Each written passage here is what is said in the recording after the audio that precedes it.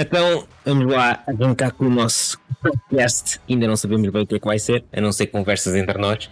Eventualmente termos algum convidado, eventualmente. Eventualmente, sim. Até porque este software que estamos a testar dá para pelo menos o host mais 3 pessoas, ou seja, estamos aqui 2, dá para convidar pelo menos até mais 2. Ok, cool. Que não é mau. Agora, temos é que arranjar um nome para esta porcaria. Epá, E é isto. dois O que é que a gente sportinguistas, vai fazer aqui? 2 leões à conversa de 2 leões. à conversa? Mas aí está bem que, pronto, somos sportinguistas e muitos desses temas vão variar por aí. Mas não vamos limitar isto só a Sporting. Não necessariamente, mas o facto é que somos 2 sportinguistas, portanto, quanto mais não seja, a nossa visão vai estar sempre um bocadinho toldada por esse facto. Eu não tenho ilusões, por muito imparcial que eu seja, que vou tender sempre para o Sporting, não é? Sim, não, estou a dizer isto porque nós também somos da área de informática e portanto também podemos falar sobre tecnologia, também podemos falar sobre política, também podemos... Sim. Não tem que ser necessariamente só do nosso clube. Hoje em dia, esses 3 temas até se entroncam uns nos outros. É uma coisa um bocado esquisita estar a dizer isto, não é? Mas se tu pensares... Entre políticos no futebol e iVotings. E iVotings, é tipo... Como é que é possível estar... É tão estranho estar a dizer que estas 3 coisas estão um bocado ligadas e não só, e tiveste toda aquela cena do julgamento de Alcochete, não é? Aquilo foi tudo extremamente político, aqueles timings e não sei o quê. Aquilo foi tudo aquele tipo de bandalheira que tu costumas ver na política e não tanto no futebol. Sim, no futebol, e as guerras das empresas de comunicação e tudo mais. Eu sou do tempo que a bandalheira no futebol só envolvia prostitutas e árbitros. E hoje em dia tem muito mais que isso, que é uma coisa engraçada. Exatamente. Mas ou então, outro dia falaste num nome qualquer, quando a gente foi jantar não, almoçar. Sim. O que é que tu tinhas dito na altura? Este nome também era bom. Epá, eu não me lembro do que é que jantei ontem. Espera. Ok. Quando eu fiz o pitch da ideia do podcast, que era tipo estarmos à conversa à toa. Pá, eu hei de conseguir lá chegar. Tens que me dar tempo. Está bem. Mas sim, hei de conseguir lá chegar. Então, vamos começar com o tema.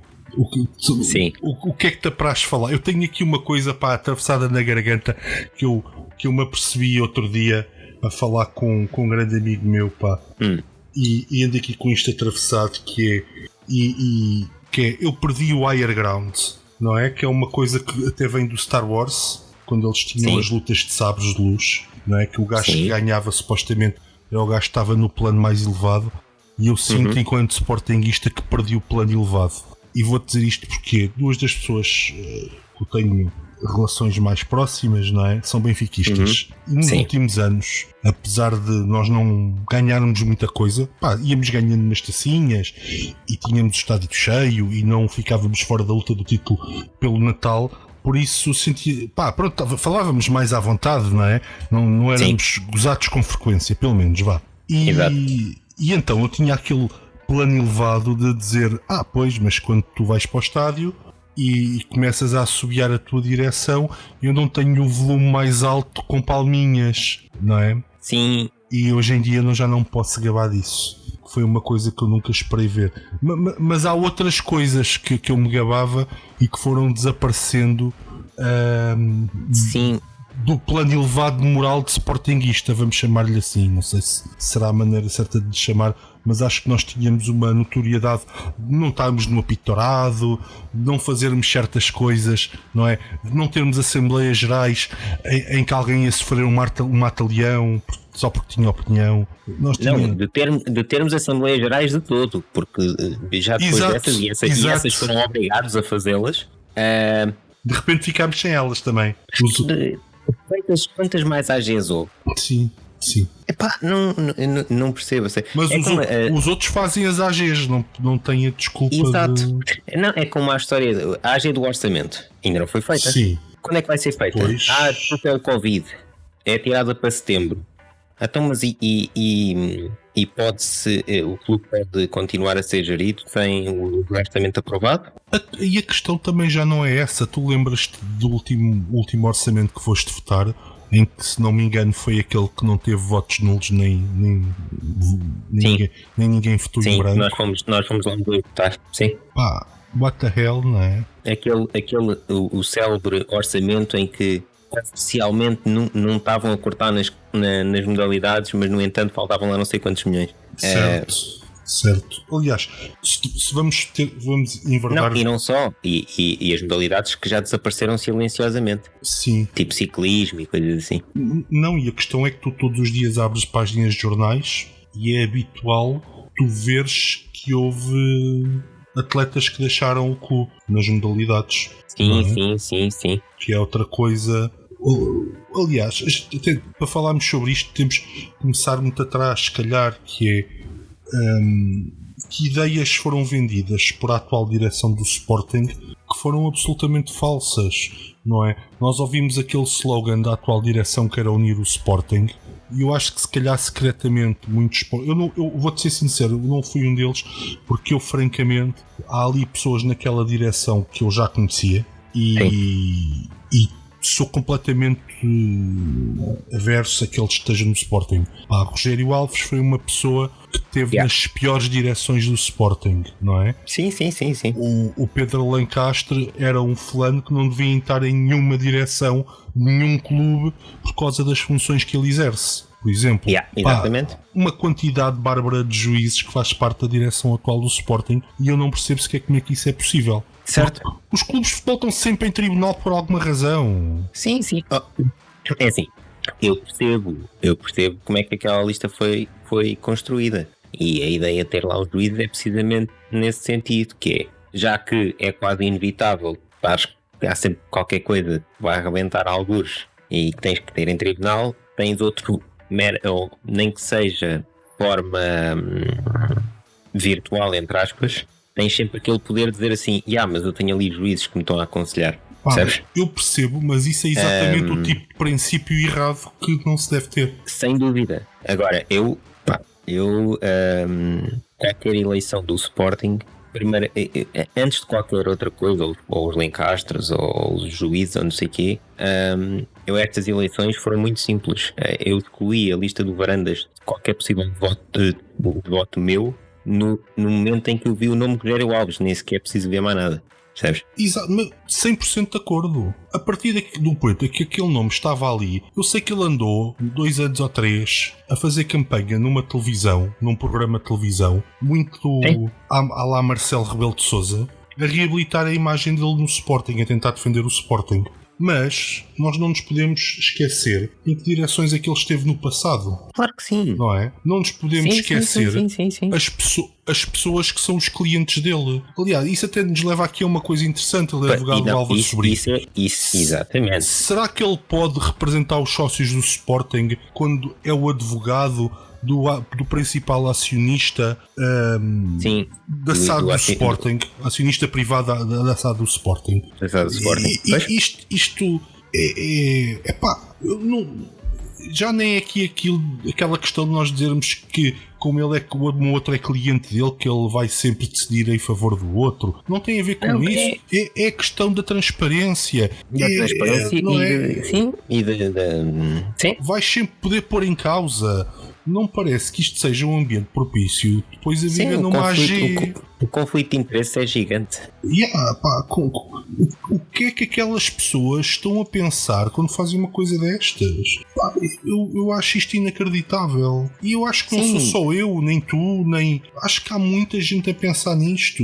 E claramente a direção do Sporting toma uma série de decisões que sabem que os sócios não vão gostar, mas acham-se no direito de fazer aquilo que eles querem. Sim, porque a partir do momento em que chegaram ao clube, já estão na fase do eu quero, posso e mando. Os sócios não têm nada a ver com isso. E a gente já sabia, vá lá, ninguém é parvo o suficiente, acho eu, para não saber que quando o Varandas lá entrasse, esta iria ser a política. Continua a dizer, e eu não me importo dizer que eu, sou sócio do Sporting desde os 12 anos de idade. A minha primeira eleição foi do Betancourt. E na altura, votei no Betancourt, depois a seguir votei no... Depois a seguir foi a do Gling Ups, que eu nessa votei no... eu queria trazer o Rijkaard para o Sporting. O Dias Ferreira? O Dias Ferreira, exatamente. Tenho Dias Ferreira nessas eleições, depois Bruno Carvalho e agora nas últimas votei no João Benedito. Já na altura, quando foi o Betancourt, a escolha também foi simples. Também não gostava muito do Betancourt, mas a alternativa era o ex-PJ. Portanto, certo. Ao menos que seja o Betancourt, pronto, tipo, nunca na vida iria votar no outro, não é? O Paulo Pereira Cristóvão, não é? Exatamente. Sim. Da mesma forma que nas eleições a seguir, quando foi o Godinho Lopes e esse gajo lá estava, portanto também foi escolhido à partida. Nunca poderia votar no Godinho Lopes. E votei no Dias Ferreira. Porque efetivamente o programa não era mau de todo e eu até gostava de ver o Rijkaard a treinar o Sporting. Certo. Eu por acaso aí é uma sensibilidade que eu só comecei a ganhar recentemente, não é? Eu acho que isto associa-se um bocadinho ao facto de nós sermos apaixonados pelo clube, que é o de olhar para o programa dos candidatos. E confesso que nessa eleição o do Dias Ferreira, não sendo eu um simpatizante brutal do Dias Ferreira, até começa logo pela profissão, eu não simpatizo naturalmente com advogados. Estou a ser honesto, aquele é advogado, eu fico logo um bocado de pé atrás. Sim. Não é por mal, mas nos últimos tempos convenhamos que a credibilidade dos advogados não tem sido engrandecida pelo comportamento de algumas das pessoas que fazem parte da classe dos advogados. Exatamente. E o que não me devia levar a meter todos no mesmo saco também é verdade, não é? Mas sim, vamos ganhando anticorpos. Mas sim. Mas vamos ganhando anticorpos e de facto o programa do Dias Ferreira não era mau. Eu lembro-me que olhava para aquilo e pensava, bem, esta pessoa se calhar tem um plano para o Sporting. Se bem que depois o facto do Futre fazer parte desse plano era assustador. Porque há uma coisa, o Paulo Futre para mim tem um problema gravíssimo. Ele não é pão nem em queijo. Portanto, ele não tem clube, na minha opinião. Sim. Portanto, ele é do Atlético de Madrid, mas depois é do Sporting, mas depois é do Porto, depois é do Benfica. Ele é de todos, pronto, é aquela coisa. Agora, mas também é aquele tipo de cenas que é. E não consegue manter a boca fechada, André. O Paulo Futre isso é um problema, aquele gajo que não consegue manter a boca fechada. E 90% do sucesso de um clube de futebol baseia-se no facto de tu teres um ambiente hermético, acho eu. Percebes? Verdade, mas também é aquele tipo de coisas. Eu também não acredito que ele fosse fazer mal ao Sporting. Não me parece ser esse tipo de pessoas. Uma vez entra para dentro do Sporting. Era mal indireto. Eu dou-te um exemplo. Sim. Quando o Jesus pediu o Alan Ruiz, certo? Sim. O tipo custava, acho que era 4 milhões. Sim. Quando se começou a negociar. E depois o Jesus lembrou-se de fazer um telefonema para a Argentina. Yeah. E ele passou a custar o dobro. Certo. É esse tipo de situação que eu digo, que no futebol tens de ter um ambiente hermético. Sem dúvida. Tu tens que anunciar contratações, não é anunciar intenções de contratar. Sim. Percebes? Não vais sempre inflacionar o preço. Yeah. É inevitável. Então vais atrair os rivais, a competição, não é? Alguém vai dizer, sim. Realmente aquele gajo não é mau. Se calhar. Yeah. Não é? Se calhar vamos entrar na corrida e tentar consegui-lo mais cedo. Sim. Pronto. Isto foi tinha das coisas. Handicap. Tinha esse handicap. Mas de facto,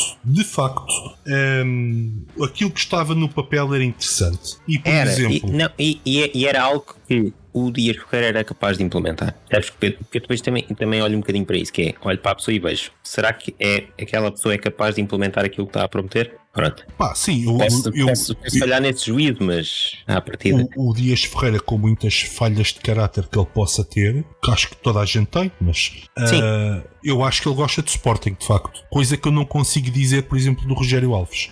É uma opinião pessoal, mas é uma opinião que eu não consigo desassociar, não é? Nós passámos aqui este período do Covid e eu ouvi o Rogério Alves falar da média, falar do Covid, Sim, mas isso é porque o Rogério Alves... E dei uma palavra aos sócios do Sporting, É especialista em tudo e mais um par de botas. Ele acaba por ser o especialista em especializar, não é? Exato, nem mais. Ele é o Nuno Rogério da advocacia.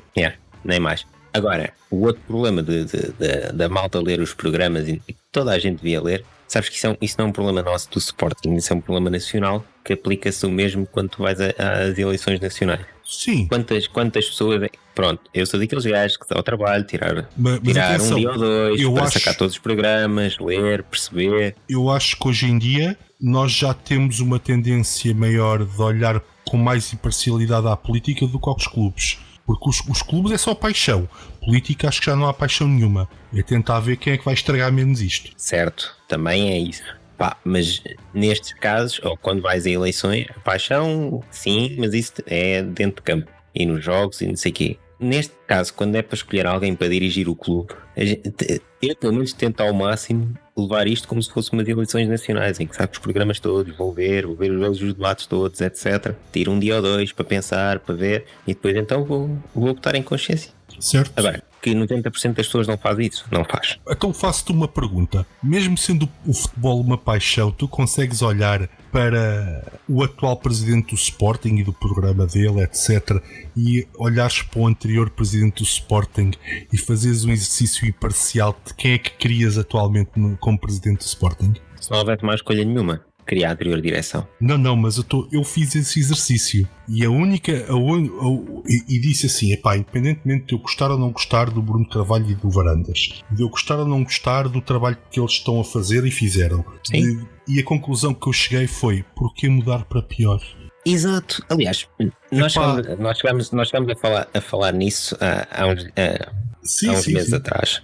Que eu na altura te disse foi, ainda se nós tivéssemos trocado para melhor, eu dizia, pronto, ok, continuava a ser contra a destituição e contra a expulsão de sócios do Bruno e dos restantes, e das suspensões, porque acho ridículo. Agora, independentemente disso, se tivéssemos trocado para um presidente que fizesse um bom trabalho, ou melhor, fosse com o estilo do Bruno ou não, eu dava a mão à palmatória e dizia, ok, olha, mas ao menos trocámos para melhor, pronto.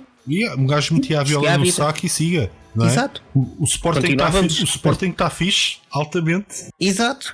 Aliás, continuávamos a ter um pequeno problema. Foi isso que eles não perceberam com a destituição e com a expulsão e com tudo o que fizeram antes de se sequer saber como é que ia acabar o caso de Alcochete, não é? O problema do Bruno, que o Sporting tem atualmente com o Bruno Carvalho é criaram um mártir. Certo, eu acho que aí há dois problemas graves. Esse é um deles, sem dúvida. Criou-se uma espécie de Dom Sebastião do Sporting. Exato. E estou a dizer independentemente de eu gostar ou não do Bruno Carvalho. Exato, é isso mesmo, independentemente de se gostar dele ou não. Não é isso que eu estou aqui a avaliar o meu gosto pessoal ou não por ele, ok? Estou a avaliar a situação, que é um presidente que acabou de ser legitimado com praticamente 90% dos votos, ser destituído, e depois crias até o tal sebastianismo no Sporting. Ponto 1. Ponto 2. Ao seguir, ao fazeres umas eleições em que excluís e fazes tudo para excluir duas candidaturas, deixas órfã. Eu acho que a percentagem não seria esta. A percentagem de eleitorado que ficou órfã não foi de 30%, mas no mínimo foram 31%. Sim. E 31% é uma franja muito grande de sportingistas. Pois é. Ou seja, há 30% no mínimo, e continuo a dizer que no mínimo 31% dos sócios do Sporting não tinham um candidato às eleições em que se revissem nele. Isso é gravíssimo. Isso é uma coisa que só acontece, por exemplo, em termos de política num Estado que está em ditadura ou coisa do género, não é? Exatamente. Não, e lá está. E se o Bruno perdesse nas eleições, perdia democraticamente, se bem que no Sporting a gente depois há sempre, por muito legítimo ou não que sejam umas eleições, vai sempre haver quem questione. As eleições no Sporting têm um problema de culinária. Parece sempre que alguém andou a cozinhar qualquer coisa. E não me vou alongar mais sobre este tema. Certo. Acho que toda a gente percebeu, não é? Exatamente. Toda a gente, quem tiver a ouvir isto vai se lembrar daquela quando o Godinho Lopes ganhou. Lá está, culinária, lá está. Mas se ele perde em eleições, pronto, ficou ali, ok. Estava o caso encerrado.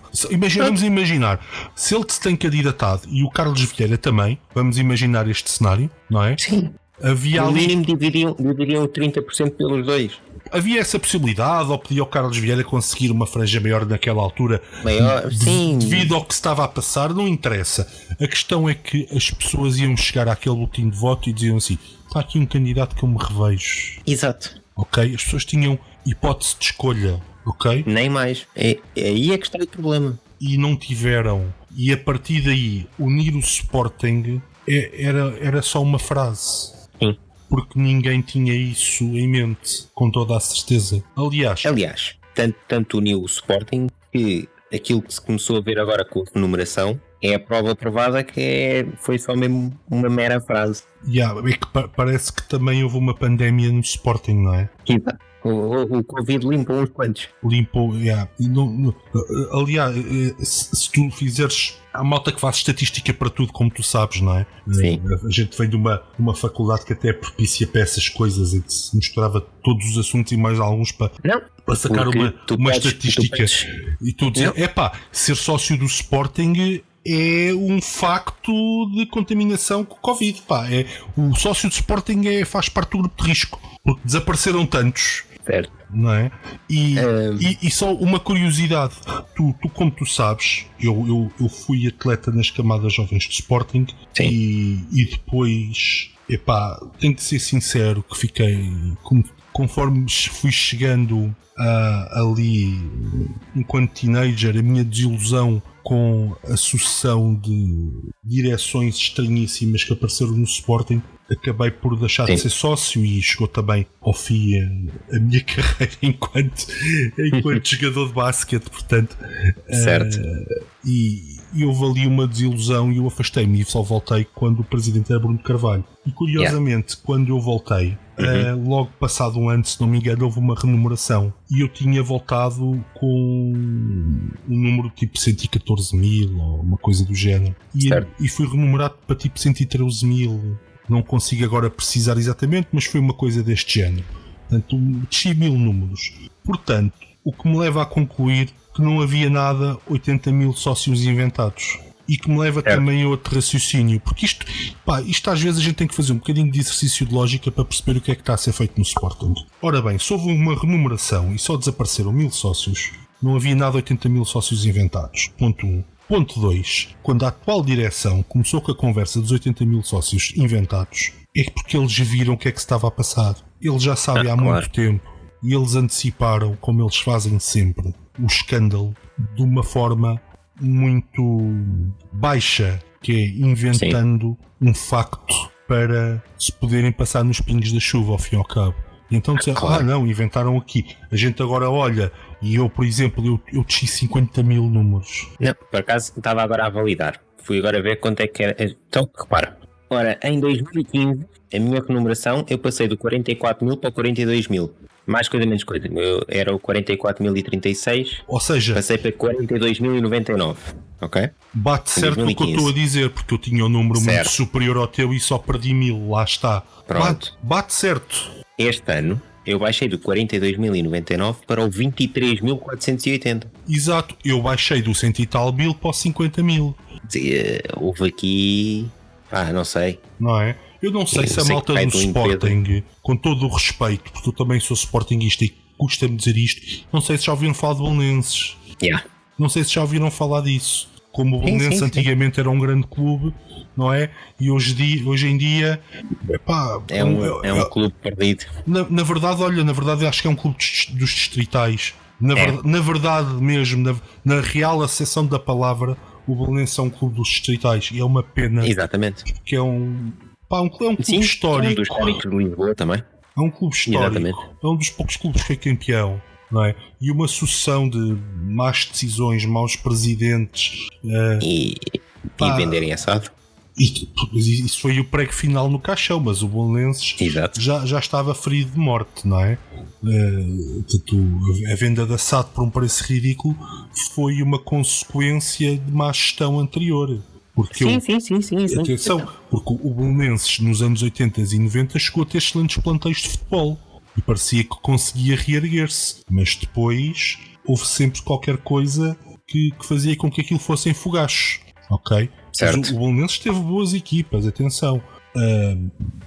Epá, e perder 50 mil sócios num clube grande como o Sporting, eu acho que é um sinal de alarme brutal. Brutal. Se bem que eu continuo a achar que eu sei que deixa-me só dizer uma coisa. Sim. E vem troncar de uma coisa que eu disse há bocado, muito importante, que é que eu não acredito que a franja de pessoas que votassem em Bruno Carvalho ou Carlos Vieira numa candidatura nas últimas eleições alternativa àquelas que apareceram fosse apenas 31%, porque 50 mil sócios, meu caro amigo, não são 31%. Sim. Sim. Mas não tenho dúvidas. Por isso é que eu há bocado disse 31% no mínimo. Sim. É claro que depois também é assim. Depois, muito desses 31% também tens de ter a ver. E depois havemos de falar no iVoting um bocadinho mais à frente. Sim. Mas isso tem muito a ver com o facto de tu obrigares as pessoas a ter que vir a Lisboa ou estás ao Alvalade votar também. Mas sabes uma coisa, eu acho que as pessoas veem e não é preciso, as pessoas aqui não sabem, mas nós trabalhamos muito perto do estádio de Alvalade, não é? É certo. Nós temos um escritório muito perto do estádio de Alvalade. O facto de termos estudado ali na Faculdade de Ciências, exatamente. E eu lembro-me quando a gente saiu, por exemplo, para a votação do orçamento, já com esta direção, a quantidade de caminhonetas de uma empresa espanhola que estavam lá nas imediações, recordas? De que a gente até tirou fotografias. Pronto. Sim. Tantas pessoas veem. Como veem, outra história. Mas que vêm. Certo. Se as trouxerem, elas vêm. Pronto. Era aí que eu queria chegar, como deves imaginar. Certo. Mas tu percebes também o que é que eu quis dizer? Sim. Porque é muito mais difícil para o pessoal que mora, para os sócios que estão fora do país, ou claro, noutras zonas mais pronto, portanto isso também, e eu acredito que há muita gente pensa que também não se reveja nesta direção e que tenha deixado de pagar cotas ou que tenha. Mas a solução para isso não é o iVoting. Certo, para já é preciso perceber o que é que eles querem efetivamente, porque há aqui muita confusão entre. Há muita confusão, sabes porquê? Eu acho que consigo explicar isso. Eles também querem. Eles querem, e diz uma coisa: quantos especialistas em segurança cibernética estão no grupo de trabalho do iVoting do Sporting? Eu nem conheço o grupo, eu só conheço o Rogério Alves. Pronto, daqueles que nós conhecemos, quantos é que lá estão? E acredita, tenho quase a certeza que nós conhecemos aqueles que interessam. Certo? Sim, mas eu não vi a lista sequer daqueles que estão a propor isso. Certo. Mas aqueles que nós conhecemos são provavelmente os mais entendidos no assunto. Nenhum deles lá está. Isso. Eu não quero estar aqui a dizer nomes porque alguns foram nossos professores, etc. Mas esses não estão lá. Sim. Que a gente sabe que não estão lá. Sim. E se lá tivesse uma dessas pessoas, eu tinha perfeita confiança que nada se passaria. Aliás, digo mais, e já falámos sobre isto até, eu tenho a certeza que o código da app para fazer iVoting era livre e tu podias vê-lo. Certo. A cena é essa. Eu não me importo que queiram fazer um iVoting mais generalizado através das apps ou que queiram fazer voto eletrónico, aí já é totalmente diferente. Que eu esse até concordaria um bocadinho mais, ok? Que é nos núcleos, já que se investiu naqueles tablets gigantes que a gente usa para votar nas eleições para presidente do Sporting, deixa-me só corrigir que nós usávamos, porque eu já fui a eleições depois disso, a votações neste caso depois disso, em que não usei isso. Usei só papel. Sim, mas nas AGs nunca se usou. E sejamos sinceros, mas nas eleições presidenciais usaram-se desde que foram criados. Sim, mas eu acho que. É isso que eu estou a falar. Faz-me um bocadinho de confusão. Porque eu também te digo uma coisa: eu só concordo com isto para eleições para presidente. Por alguma razão em particular? Sim, porque as AGs. Porque se não tiras o propósito da AG, a AG não é chegar, votar numa merda e vir-te embora. Não, tem que haver a discussão primeiro. Tem que haver a discussão. Então tu vais discutir o quê? Para um telemóvel? Vais mandar SMS para aparecer num ecrã gigante no... Pá, não faz sentido. Eu acho que é preferível teres lá os tablets disponíveis depois da discussão para votar do que propriamente teres boletins numerados. Pronto, não, tudo bem, isso eu concordo contigo. Mas a cena é... Mas isso é outro sistema. Aí eu confio mais nos tablets do que em relação aos boletins numerados. Tudo bem, já discutimos profusamente a questão dos boletins numerados. Já chegámos à conclusão de quantas aldrabices é que um boletim numerado pode ser alvo, porque isto não interessa se a aldrabice acontece ou não. Acontece ou não, sim, a possibilidade dela acontecer. Exatamente, a questão é estar lá a possibilidade. E mais do que isso, não haver transparência suficiente para acreditarmos que, apesar dessa possibilidade de existir, que não acontece. Exatamente. Porque olha, para as pessoas que eventualmente ouvirem isto, a questão aqui para mim é esta: se eu consigo chegar a um sítio, darem-me uma coisa para a mão para eu votar, e eu consigo, de uma maneira fácil, real e objetiva, dizer como é que aquilo é contornável, o processo tem um problema grave. Sim. Percebes? É mais isto. Sim. E no momento em que nos deram aqueles boletins para a mão, eu não quero estar a mentir, mas pelo menos 3 ou 4 hipóteses a gente formulou logo ali. Sim, sem dúvida. Ok.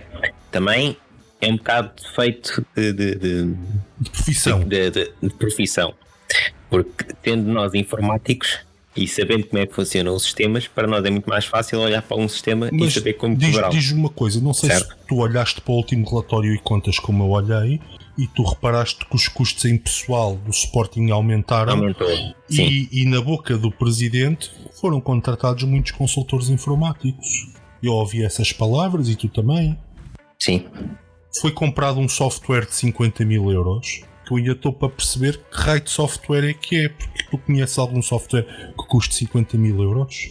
Sei lá, só se comprar o pacote completo da Adobe ou qualquer assim, sei lá. É que eu consigo dizer softwares que podem ter licenciamento que custe 50 mil euros. Isso eu consigo te dizer. Mas é uma perspectiva completamente diferente e aqui as pessoas não vão perceber bem o que é que nós queremos dizer, mas eu posso garantir que isto é uma coisa completamente diferente de um software que custa 50 mil euros.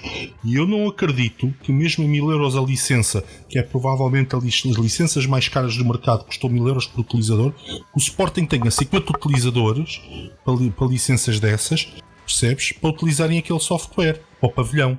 Supostamente foi o software para o pavilhão. Aquilo simplesmente não pode ser verdade, porque se for verdade, o Sporting foi enganado. Certo. Pronto. E é só um detalhe daquele relatório e contas, é só um detalhe. Portanto, se a gente for esmiuçar todos, então aquilo é um cataclismo. Verdade, sem dúvida. Mas pronto, só para terminar o meu raciocínio há bocado dos votos. Eu concordo que sim, nas AGs, tudo bem, metam lá também os tablets para votar e escusa de ver papel e a pessoa chega lá, nem que mais não seja, olha, os cartões agora não vão ter a merda do contactless. Pronto, identificas com o contactless no tablet, chegas lá, identificas, votas, sai o papelinho, nas eleições presidenciais, metes na tomba para caso haja recontagem, está feito. Até pode ajudar na situação de que discutes e a seguir o processo de voto é rápido.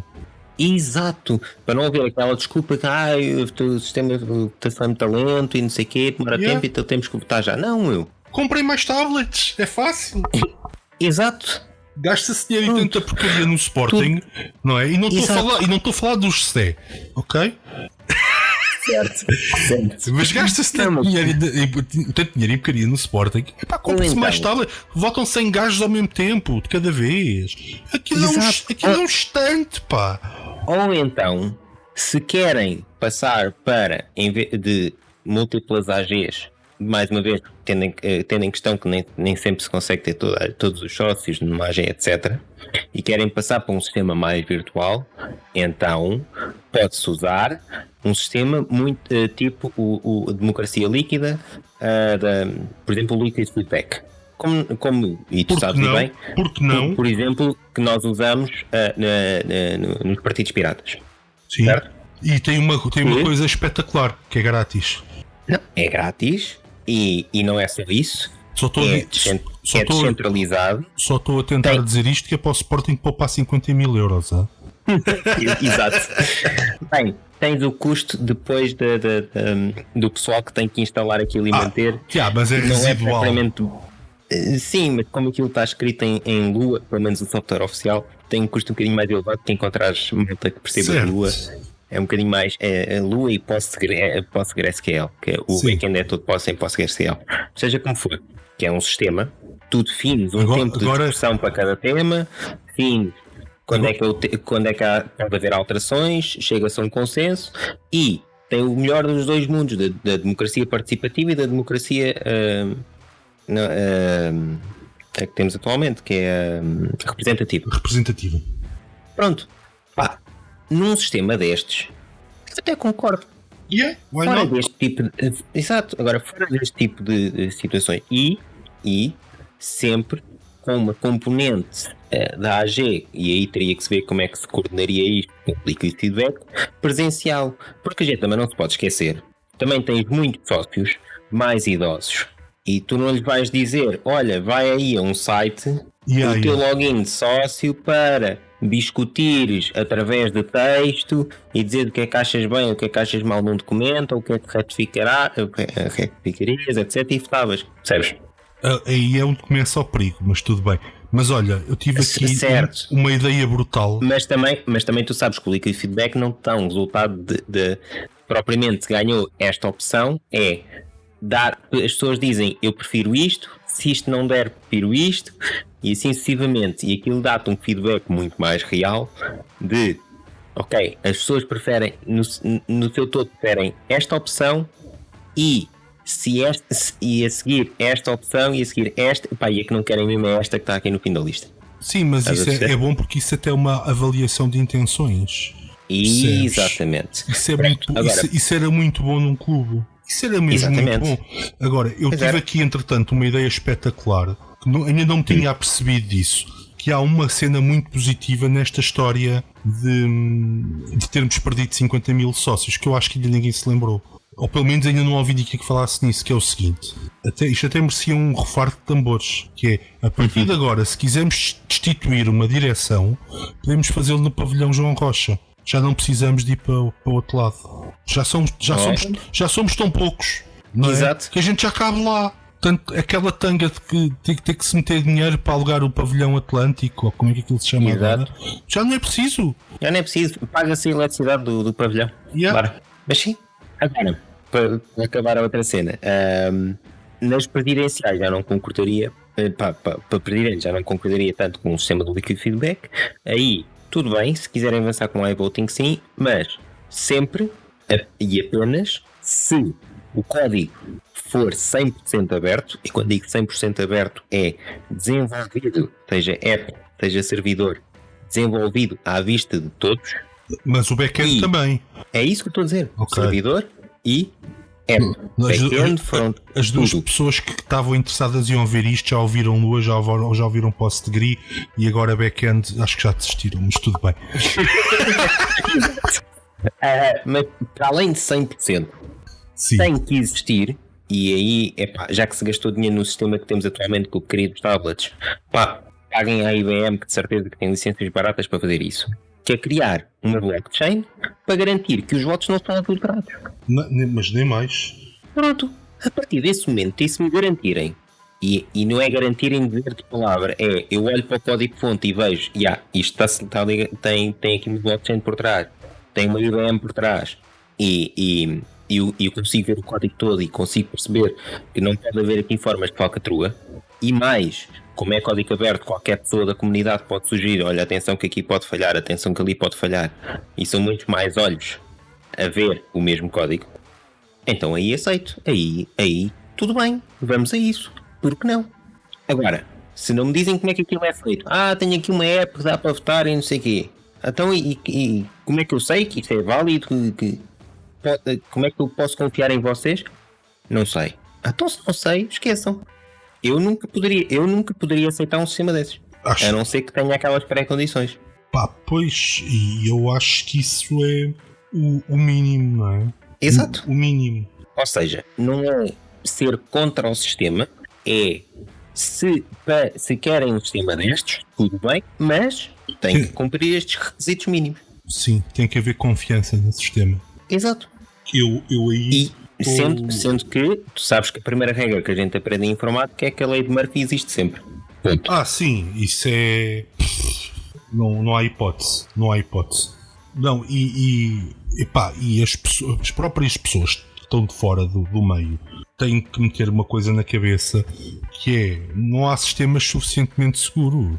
Pô, não. Isto é um salto. Não há. Isto é um salto no escuro brutal. Não, exatamente. E não há, até porque, aliás, viu-se agora na situação do Twitter. Certo. Aquilo foi um hacking social e envolveu pessoas dentro do próprio Twitter. Certo? Exatamente. Porquê?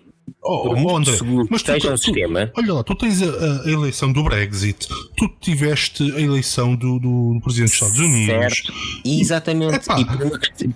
E não foi preciso nenhum hacking XPTO de sistemas. Era isso que eu estava a tentar explicar. O hacking ali foi quase social ao ser humano. Exato, porquê? Porquê é que não existem sistemas seguros? Porque a maior falha de qualquer sistema somos nós. É o ser humano. Somos nós, nem mais. Porque a verdade é que eu até posso estar a trabalhar para o Sporting, a fazer a plataforma da iVoting, não é? E de repente há ali um candidato que eu gosto mais e que eu acho que é uma perda para o Sporting. Eu estou a dizer isto, um gajo até que não tem más intenções, entre aspas, e que diz assim: este é que era o gajo certo para o Sporting, caraças, e agora está dentro do sistema e manobra o sistema. Pronto, e agora? Exato. Isso, lá está, porque é que eu disse há bocado. E disse isto por causa, até agora por causa daquela, e não tanto por causa do Sporting, por causa daquela app do tracking, por causa do código. Está a ser feita pelo Inesc. Nós vamos disponibilizar o código-fonte uma semana antes de lançarmos a app. É pouco. E eu tipo, não é pouco, é tipo, mas isso não vale nada. Já não sei se é o código total, se não é total, se é só a app, se é só o quê. Sim, eu vou partir do princípio que é total. Pronto. Enfim, vamos ver. Quer dizer, não faz sentido mandarem para cá para fora um pedaço, não é? E depois é assim, é um dump do código? Dá para compilar? Não dá? Consigo ver alguma coisa? E como é que eu sei que aquele código, aquela versão do código que eles puderam ali é exatamente aquela que está nas stores? Percebes? Pronto, e aqui aplica-se o mesmo princípio. Isso é que eu disse no princípio. Até porque isso é que eu disse no princípio que tem que ser desenvolvido à vista de todos. Ou seja, o repositório tem que começar vazio e nós temos que ver os vários commits de código enquanto aquilo está a ser desenvolvido. Certo? Até porque ajuda, porque de certeza que há mais malta de programação que é sócia do Sporting e pode chegar lá e dizer assim: olha, há aqui uma vulnerabilidade, olha, há aqui um problema. Exatamente, mas é isso mesmo. Portanto, é aí que eu queria chegar. E tenho a certeza que a gente ia olhar para aquilo com muita atenção. Sim. Mas pronto, o que falámos aqui é de facto os grandes problemas que a gente identifica com esta questão do iVoting, e isto é uma questão preocupante, porque eu vou-te ser muito sincero que eu acho que isto vai ser um dos primeiros temas que tu vais ver surgir em setembro. Sim, não tenho dúvidas. Este é um dos temas que vai saltar logo em setembro para assombrar aqui a situação do Sporting, porque é um feeling, chamemos-lhe um feeling. Sim, mas sim, é muito provável que eles nessa altura supostamente haja de aprovação do orçamento, e por isso as tantas ainda querem experimentar o iVoting na área do orçamento, então aí seria o caos. Aí espero bem que não. Eu não sei até que ponto é que depois os sócios poderão até exigir votar por boletim e recusar-se a utilizar o iVoting, mas isso era uma questão interessante de levantar, não é? Junto de autoridades competentes. Certo, e não só. O que é que está nos estatutos, meu? Certo. É tal cena. Se os estatutos forem suficientemente vagos, e são, os nossos, infelizmente, nem muita coisa são, até na questão da remuneração e quais são as regras da remuneração. Certo. Não é?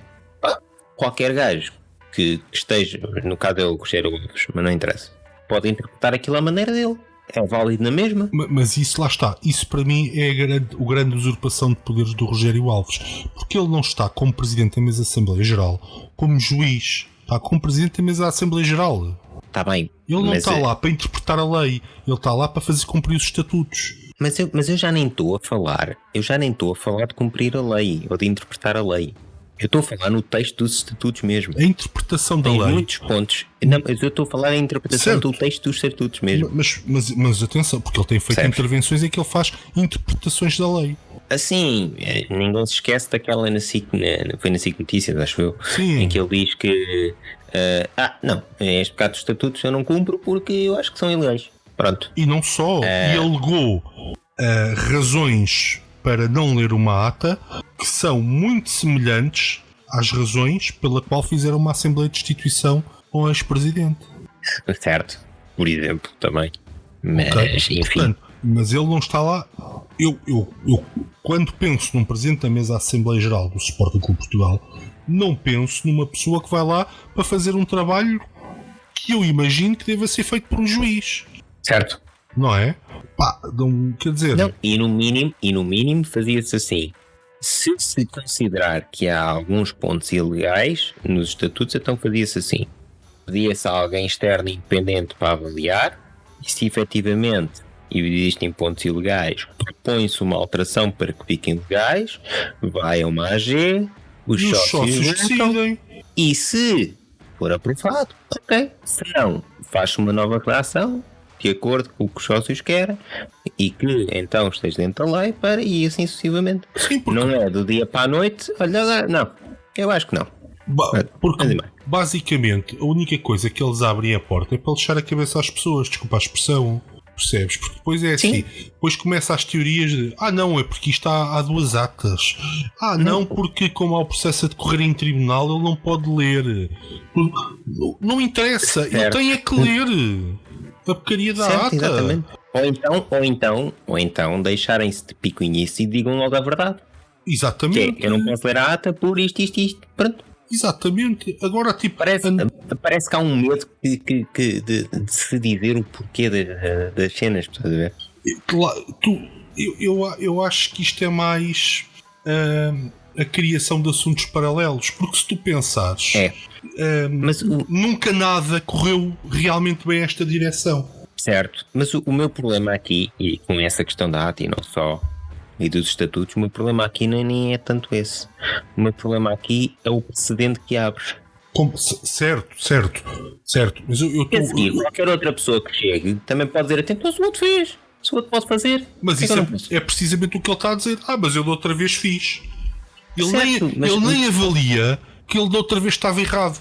Certo. É porque não quer, obviamente. Obviamente. Certo. E porque os sócios deixaram que se abrisse um precedente. Exatamente. Percebes? Esse é o problema. Tanto que se tu pensares, eu não quero estar a mentir, mas eu tenho quase a certeza que quando é a eleição do Godinho Lopes, o candidato para PMAG era o Rogério Alves.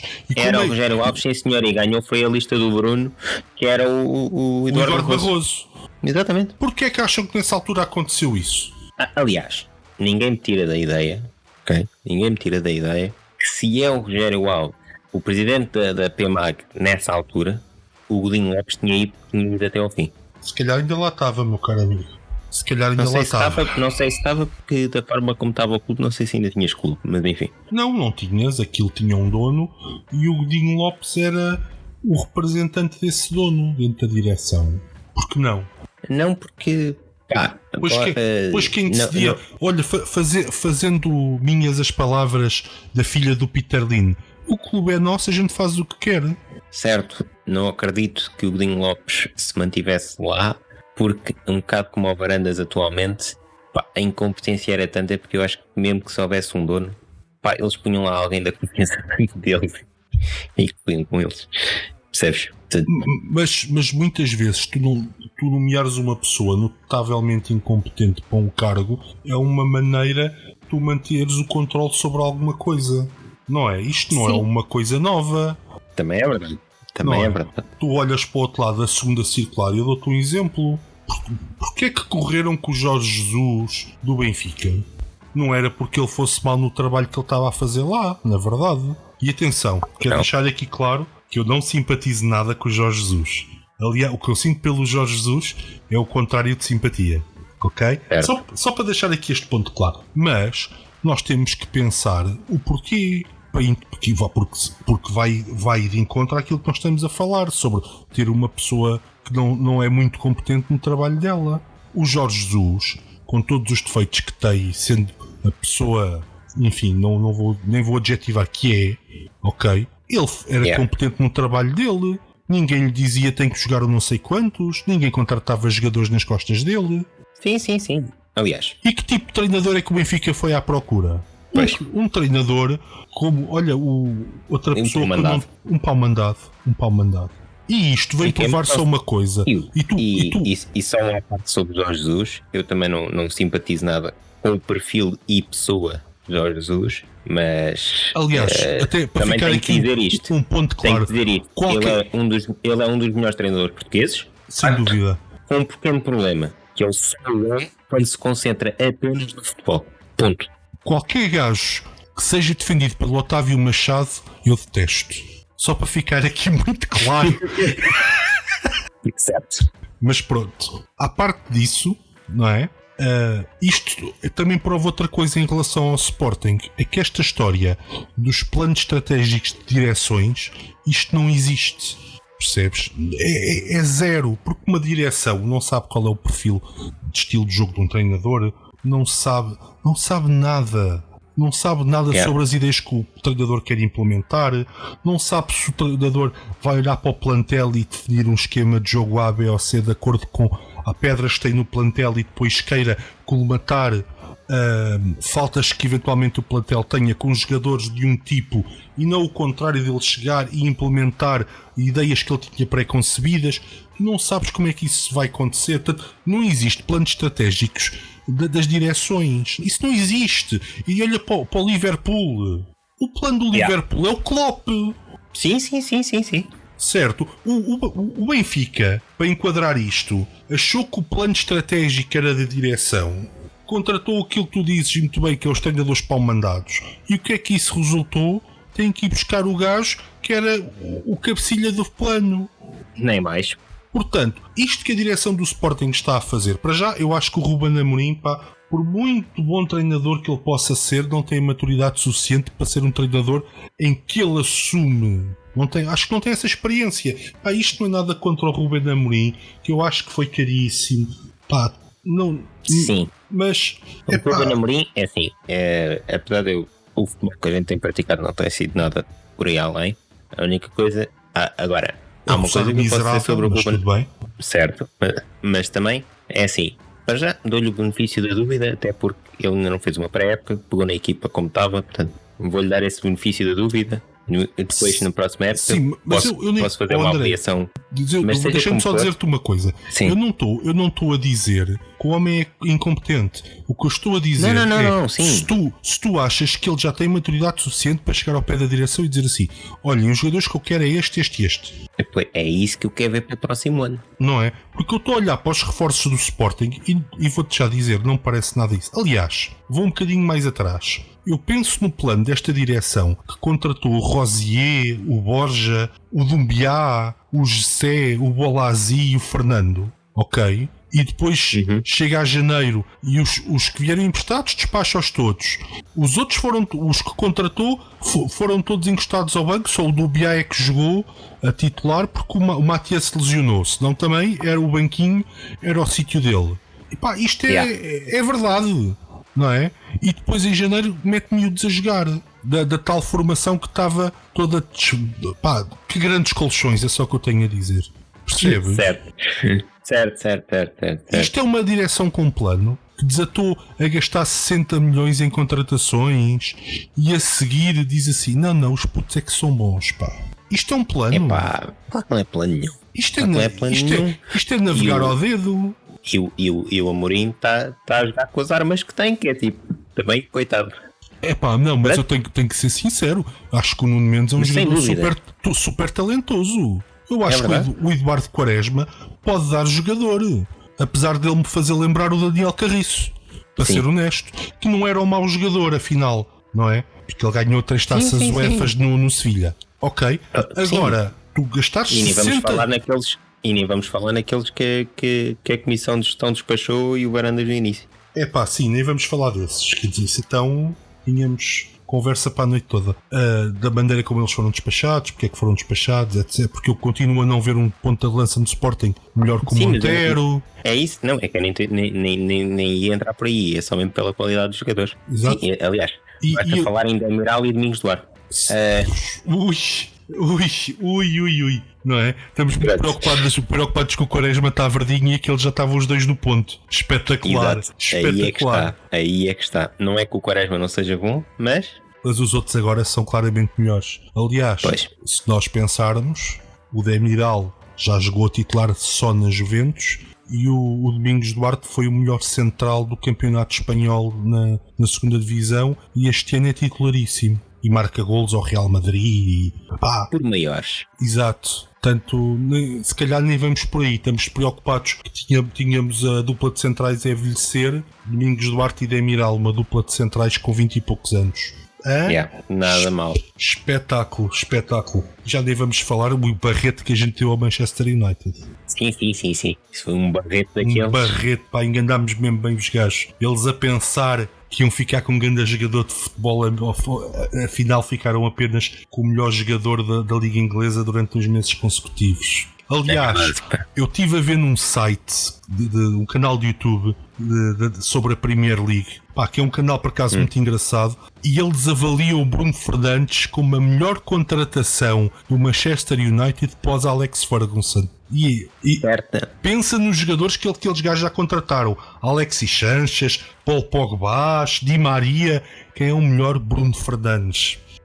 É? Espetáculo, zenha. Mas enganámos-nos, então eles pagaram muito mais que o Bruno Valeria. Sim.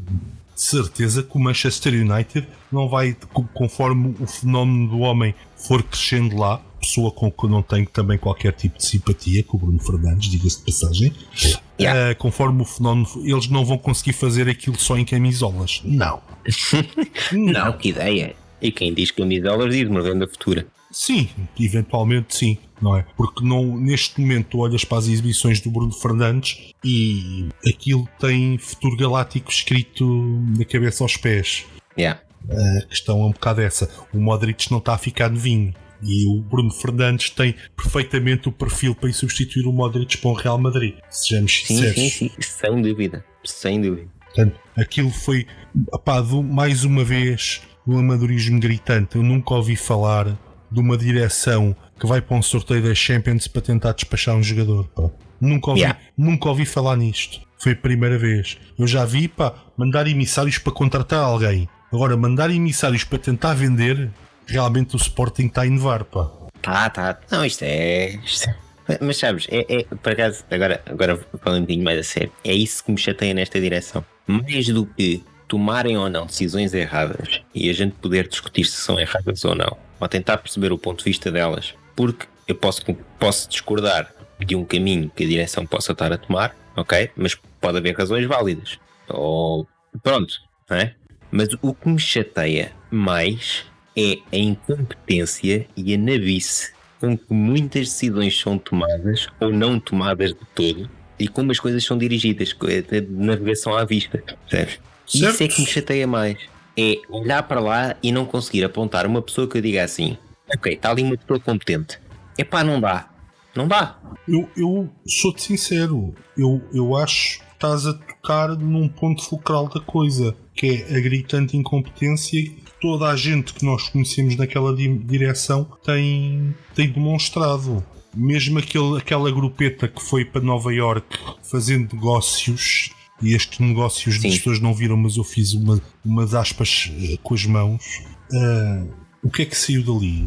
Aquilo foi para quê? Pois não sei. Não é? Aquilo quer dizer, o grito de amadorismo te incomoda, te incomoda. Exato. Isso, e lá está, continuo a dizer, isso é que me chateia. Mais do que tudo o resto. Porque, tu vês coisas tão irreais a acontecerem ali, mas tão irreais, chega a ser triste. Exato. Ser triste. E mesmo olhando para todos os outros candidatos que existiam nas últimas eleições e que concorreram com o Varandas, eu não concordando com praticamente ninguém e tendo votado no Benedito por uma questão de não só haver pessoas dentro da lista dele. Eu acho, vou ser sincero, eu acho que tu votaste no Benedito, se calhar com muita gente que foi, pá, pelo menos, olha, não vão lixar as modalidades. Eu acho que muita gente votou no Benedito por causa disto. Estou a ser sincero.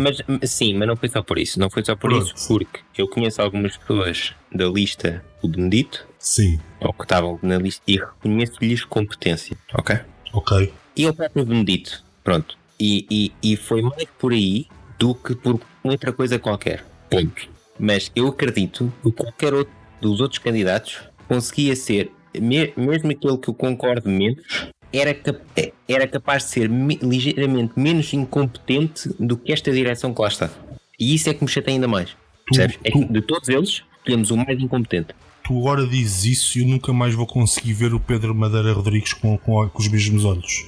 Aí é que está. É que até esse gajo, e eu concordo zero com ele, mas ele tinha ideias melhores. Exato, mas sem ser as ideias, uma questão de competência. E as ideias dele. Ter um mínimo. E as ideias dele eram péssimas.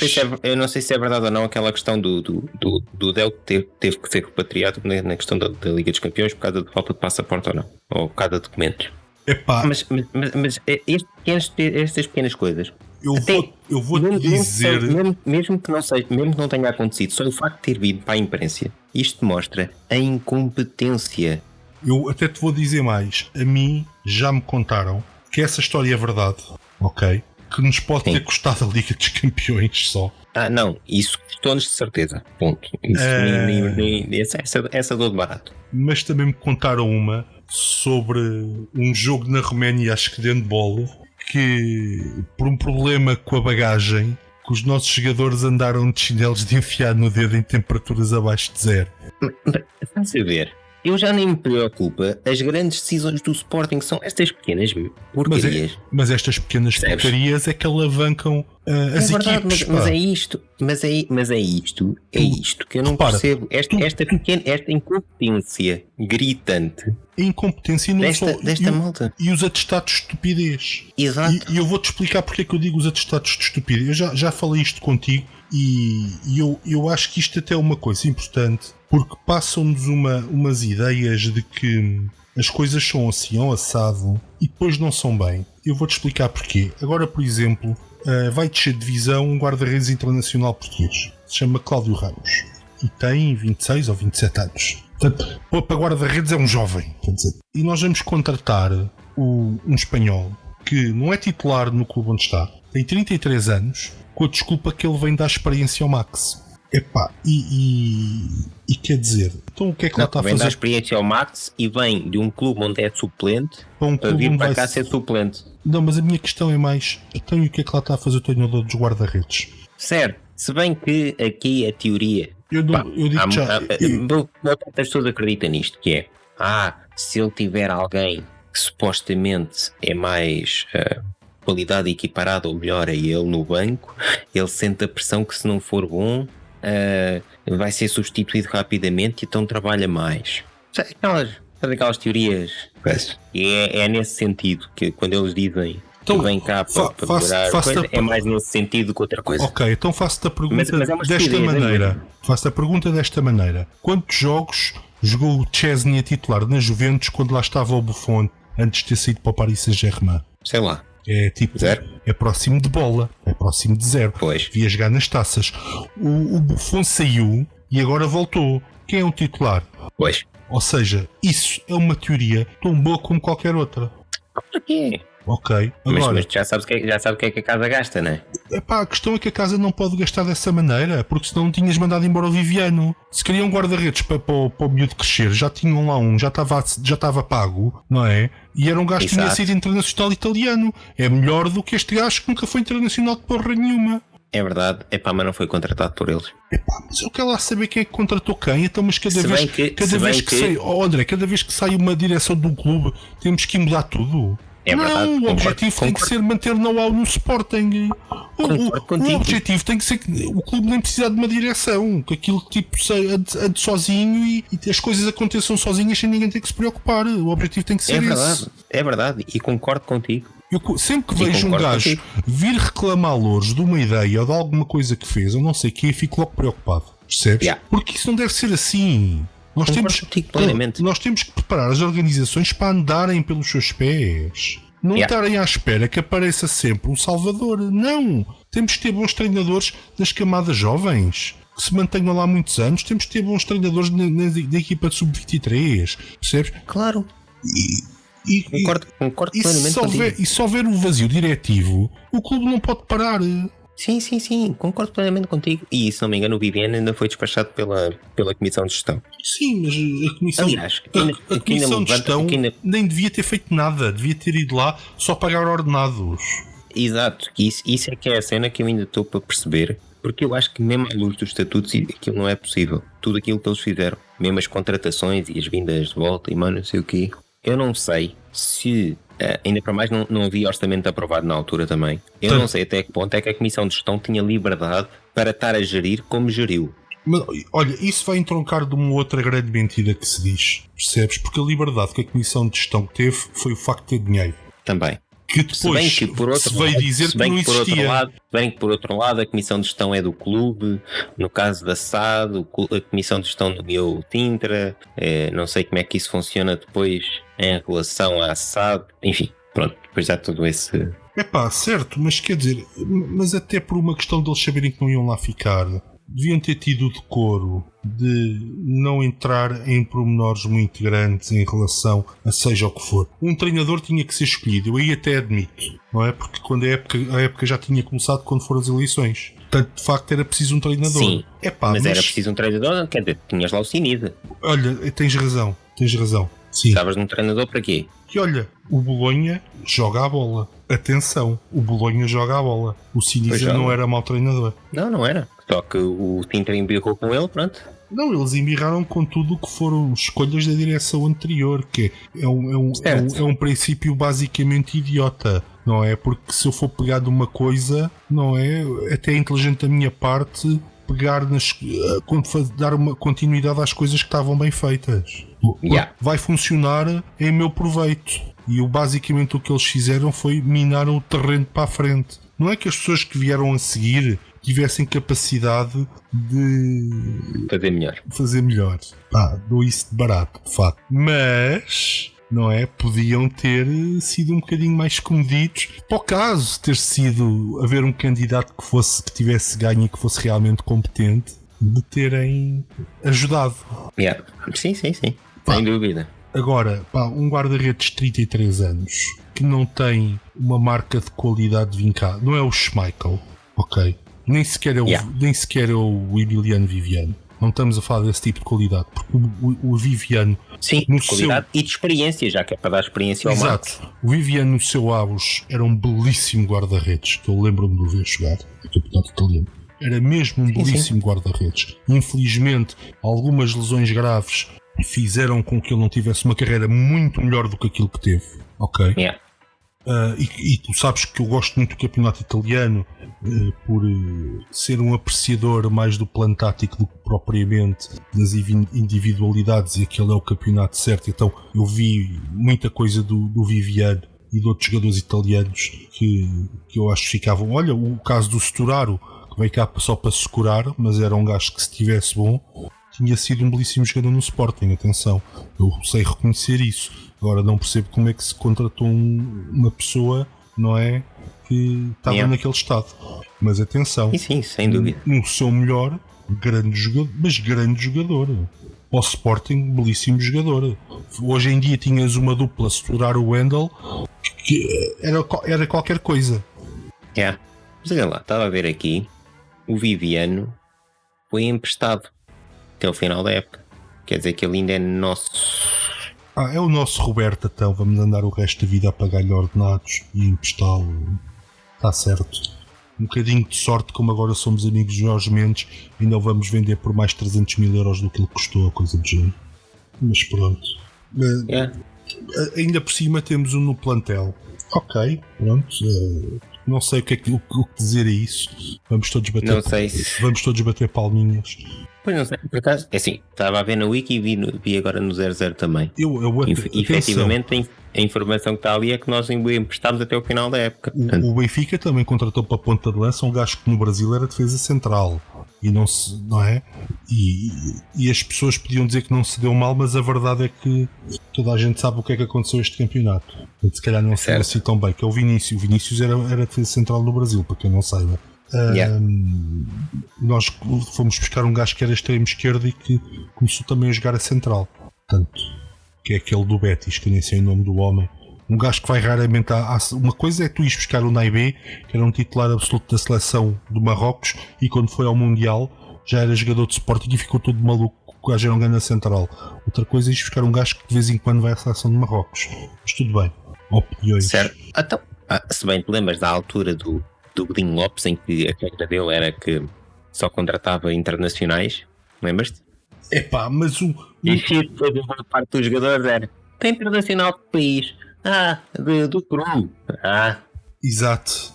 Tá bom, mas ao menos é internacional.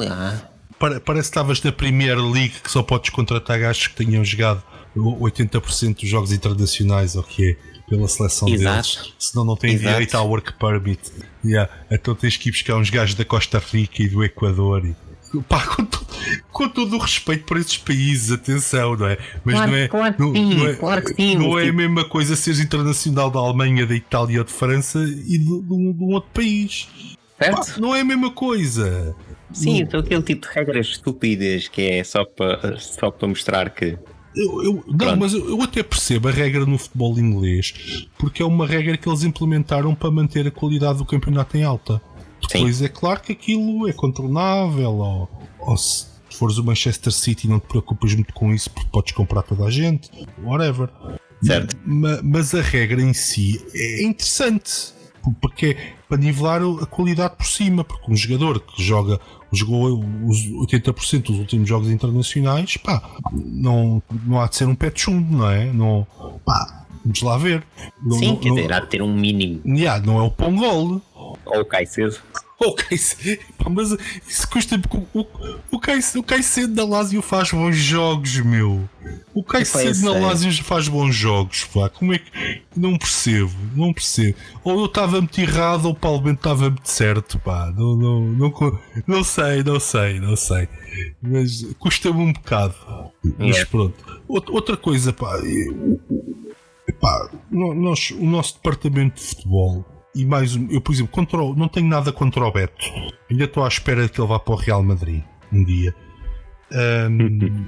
Mas pessoalmente não simpatizo muito com o Hugo Viana por causa da história do Braga. E o Hugo Viana é assim, eu não percebo porque é que nós temos dois diretores de futebol. Parece que é um interno e um externo, não é? Uma coisa é um para o banco e outro para andar a passear. A passear com varandas. Exato. Deve ser o Boy Toy. Não sei. É uma coisa, é muito estranho. Mas eu pessoalmente via muito melhor naquele papel. E peço desculpa a quem não concordar. E é provável que haja muito quem não concorde, se calhar até tu. O Sapinto, A gente quer um balneário forte. Sapinto. Certo, mas o papel do diretor não é no balneário sequer. Também é. É o gajo que tem que chegar lá e tem que dar assim 2 morraças num cacifo, que é uma coisa que o Sapinto, como toda a gente sabe, faz com alguma classe. E dizer assim, tem que correr mais. O problema do Sapinto não é serem nos cacifos. Exato. Normalmente há um jogador entre a mão dele e o cacifo, pelo que se diz. Exato. Não sei se é verdade, mas diz que às vezes havia jogadores entre a mão dele e o cacifo. Pronto. Essa é uma senão com o Sapinto. Aliás, tu ias acabar sem plantel. Todos eles com o olho negro. Sim, acho que até a Ryanair tem umas queixas em relação a isso, mas não quero entrar por aí. Mas eu via com muito melhores olhos uma pessoa como o Sapinto ali presente com os jogadores em cima dele. E há outros jogadores que podiam fazer esse papel no Sporting, ex-jogadores, aliás. Havia outros, ok? Mas a mim veio-me. Sim, era capaz de haver outros um bocadinho menos agressivos. Mas o Sapinto veio-me à cabeça porque é um eu acho que ele essencialmente é um bom profissional. É um gajo que defende o trabalho dele. Não é? Sim, e toda a gente sabe que ele gosta do Sporting, não é? Certo, mas ouve lá, eu tirando essa parte mais agressiva do Sapinto, eu até concordo contigo, mas até te digo mais. O próprio Beto, eu até acho que ele Eu acho que ele está muito limitado naquilo que ele pode fazer e nas funções que lhe deram. Sim, eventualmente. Percebes? Mas eu nunca vi o Beto a figura do líder Viana, de balneário. O Beto até não me parece que não seja um mau líder de balneário. Epá, eu por acaso nunca ouvia. Acho que houve, durante o tempo em que ele era jogador, houve sempre o André Cruz ou um Marco Aurélio, um Oceano, que era um gajo que tinha mais peso que ele no balneário. Estás a ver? Sim. E eu acho que naquele lugar tu tens que ter o fulano que era decisivo enquanto jogador numa determinada altura do balneário do clube. Estás a ver? Está bem. Pá, até podia, olha, sim, até, seria um critério. Até um Vidigal. Sim. Eu acho que tinha capacidades para fazer aquilo. Mas aquele papel. O que eu estou a dizer é que apesar do Beto nunca ter tido muito esse papel, eu acredito que ele tem essa característica e até a possa usar. A questão é, eu acho que ele está muito limitado tanto naquilo que pode dizer como naquilo que pode fazer, certo, nesta direção. André, quando te digo isto também tem até porque olha lá, até parece um bocado triste e estranho ver precisamente o Beto muitas vezes ali sentado no banco, olhar para o jogo, sei quê, percebes? Como que não posso fazer nada, olha, pronto, agora vou para ali, agora está ali o Viana e o Barandas, né? Tratar tudo e o voto e anda ali feito barata tonta, o Beto, percebes? Epá, sim. Ou pelo menos é essa a imagem que transparece para fora. Sim, pelo menos é essa a imagem. O diretor desportivo é um gajo que tem que ter, juntamente com o treinador, algum peso. E nomeadamente o peso de dizer assim: epá, um guarda-redes com 33 anos não vem para cá fazer nada. Certo, mas tu fores ver as entrevistas, mas olha lá. Já temos ali o treinador de guarda-redes. Esse papel ele já consegue fazer. A gente não precisa de um gajo para fechar o Max numa sala de aula e ensinar-lhe o cosseno, a massa da bola, não sei o quê. Eu sei que sim, mas olha lá, tu vais ver todas as entrevistas dos treinadores que já passaram pelo Barandas e todos te dizem que esse papel está a ser desempenhado pelo Hugo Viana. Epá. É que eu te digo, o Beto está super limitado naquilo que pode fazer. Vamos lá ver. Agora estás a tocar aí numa coisa que eu sou muito sensível, que é o seguinte. Vamos pensar nos treinadores que passaram no Sporting com esta direção, ok? O gajo que estava no Sub-23, já lembro-me o nome dele, que treinava a equipa da 3ª Divisão Espanhola. O Pontes. O Lionel Pontes. Epá, ele se calhar é muito boa pessoa, eu não quero ferir a suscetibilidade dele se ele ouvir isto. Epá, mas ele não é um bom treinador. E ele provou isso no Marítimo. Lamento. Ele não é um bom treinador. E como se prova que ele não é um bom treinador? Porque os Sub-23 jogavam sozinhos. A equipa era tão boa que eu acho que jogava sozinho. Mas pronto. E depois, quem foi os outros treinadores do Sporting? O Kaiser e o Silas. E o que veio da o Peseiro? Sim, mas o Peseiro tinha os dias contados quando entrou aquela direção, meu amigo. Isso eu sei, sim, eu sei, mas não interessa, conta para isto. Eles estavam só à procura de uma desculpa para lhe limparem o sebo. Claro. Mas é que eu não tenho dúvidas nenhumas do que estou a dizer. Mas isso eu concordo contigo plenamente. O Peseiro é que nem teve hipótese. Atenção. À mínima. Sim, à mínima desculpa. À mínima desculpa e como aconteceu. Correram. E lá está. Eu não acho que hoje em dia o Peseiro seja um bom treinador. Acho que já foi, de facto, um bom treinador. Um péssimo condutor de homens. Ok. Foi um gajo que nunca soube lidar muito bem com os balneários. Sim. Mas olha, como o caso do Mourinho, os treinadores também vão ficando um bocadinho desatualizados, não é? Pronto, e acho que hoje em dia o Peseiro já não é um treinador com capacidades para treinar um clube grande em Portugal, ok?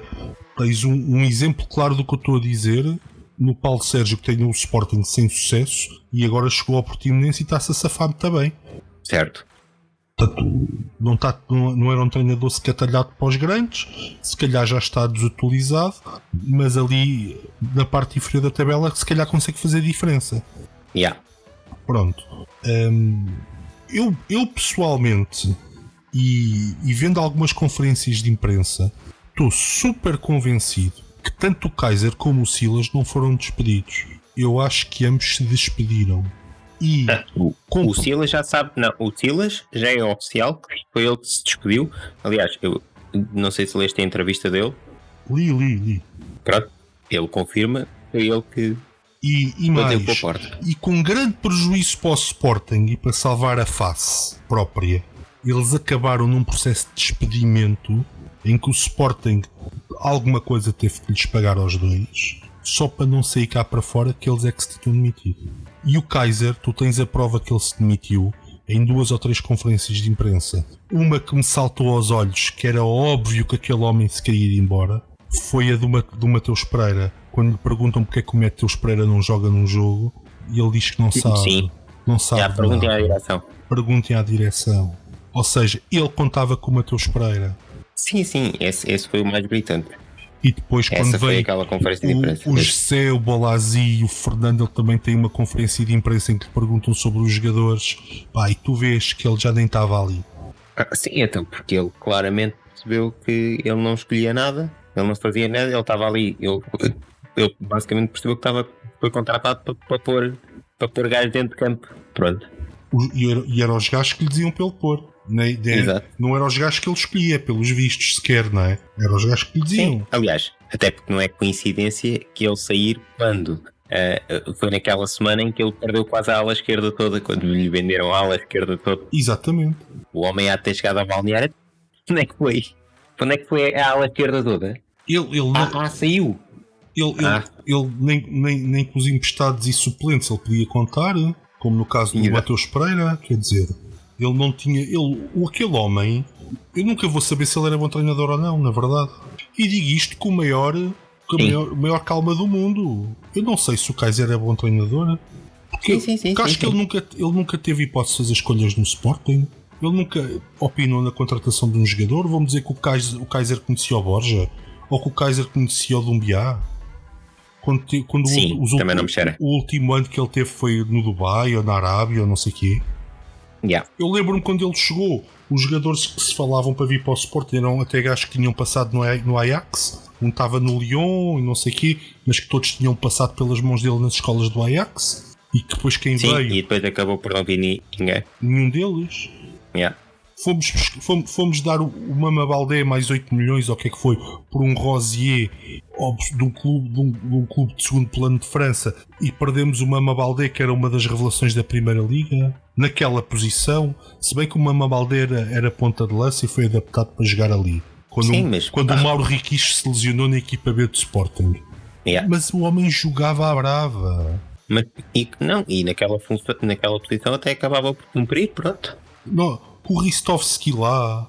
Bem, vendemos o Piccini por uma bagatela. Logo para começar, foi logo essa. Gostei muito. Yeah. Mas depois tínhamos lá o Ristovski, que acabou por ser o titular, não é? Quer dizer, só não foi quando estava lesionado. Yeah. E fomos dar 8 milhões para um defesa de direito. Isto não é uma política desportiva. Não é. Não há a mínima noção do que é que se está a fazer. E nem só. Como é que. Ok. E depois lançam. Já chegámos à conclusão que os jogadores não eram escolhidos pelos treinadores até agora. Então fica ainda a questão a seguir, que é como é que estão escolhidos e com base em quê? Exato. Mas é que o scouting é alguém que foi ver vídeos ao YouTube e viu, olha, este gajo dá uns toques na bola. Epá, tens que me dizer qual é o vídeo do Dumbiá em que ele dá os toques na bola.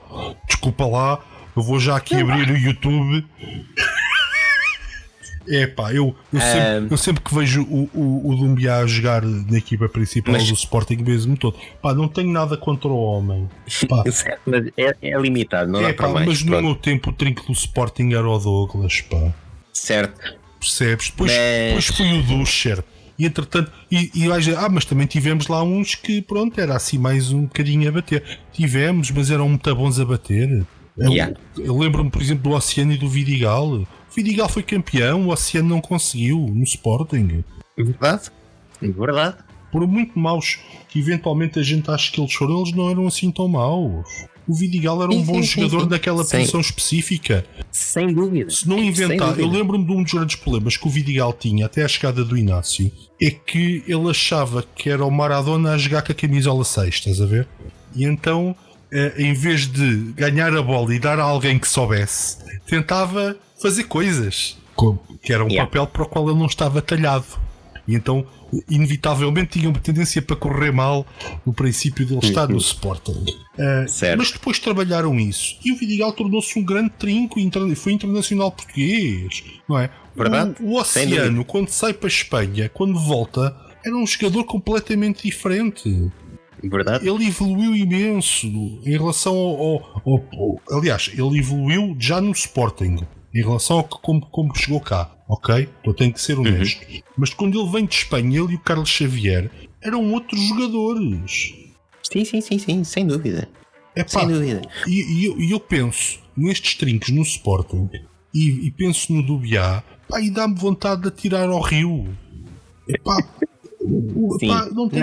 Não é jogador para o Sporting. Não é. Quando um gajo de 500 mil euros lhe rouba o lugar, um puto de 500 mil euros como o Mateus Nunes, qual é que é a dúvida que aquilo foram 3 milhões de euros que a gente meteu no lixo? Não há dúvida nenhuma. Mas a cena é, eu fiz a referência ao YouTube, claro que estava a brincar, mas repara, a cena é, oficialmente se saiba do scouting do Sporting só veio o Plata. Que pronto, de facto é um jogador que tem pormenores. Pronto, então, mas por isso é que eu continuo a perguntar qual é o critério e quem é que decide. O Plata é se temos um departamento do scouting, esse departamento neste tempo todo consegue um jogador pelo Plata. Quem é que escolheu os outros todos? Com que critério? Porque já percebemos que não foram os treinadores. Certo. Não é? Então quem foi? Também já percebemos que não foi o scouting. O scouting só o Plata. Portanto, foi quem? Foi o Viana? Foi o Viana que andou a ver vídeos no YouTube? Olha, se calhar.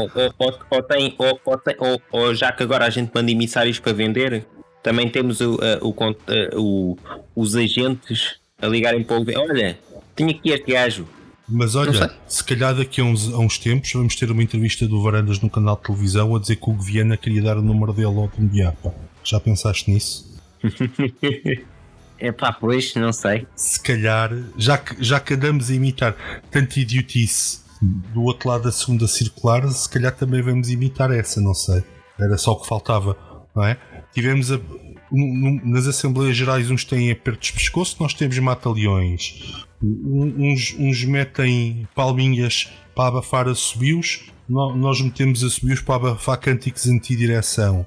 Até os comentadores da rádio se queixaram disso. Só para a vergonha ser um bocadinho maior. Não sei, se calhar também vamos ter o Varandas na televisão a dizer que o Viana queria dar o número dele ao Dumbiá, só que a contratação falhou. Se calhar, não sei. Não sei. É tudo demasiado. Lá está, é tudo demasiado incompetente, demasiado não transparente de todo, demasiado. Há tanto ponto pronto desconfiar que é tipo. Já é ridículo. E depois, nem uma justificação. Exato, nem uma justificação, nem. Porque não custava nada dizer, nós identificámos aqui algum potencial no Nubiá, estávamos à espera que evoluísse, acontece que ele não tem evoluído da forma como nós suspeitávamos que ele ia evoluir. Demos um tiro no escuro, por um valor relativamente baixo, só que não resultou. Eu não sou nenhum gênio para descobrir como é que se dizem estas palavras, ok? Exato, a cena é essa. Bastava isso, bastava falarem com os sócios e justificarem-se perante os sócios. Mais nada. Mas nem isso. Eu acho que essencialmente ajudava.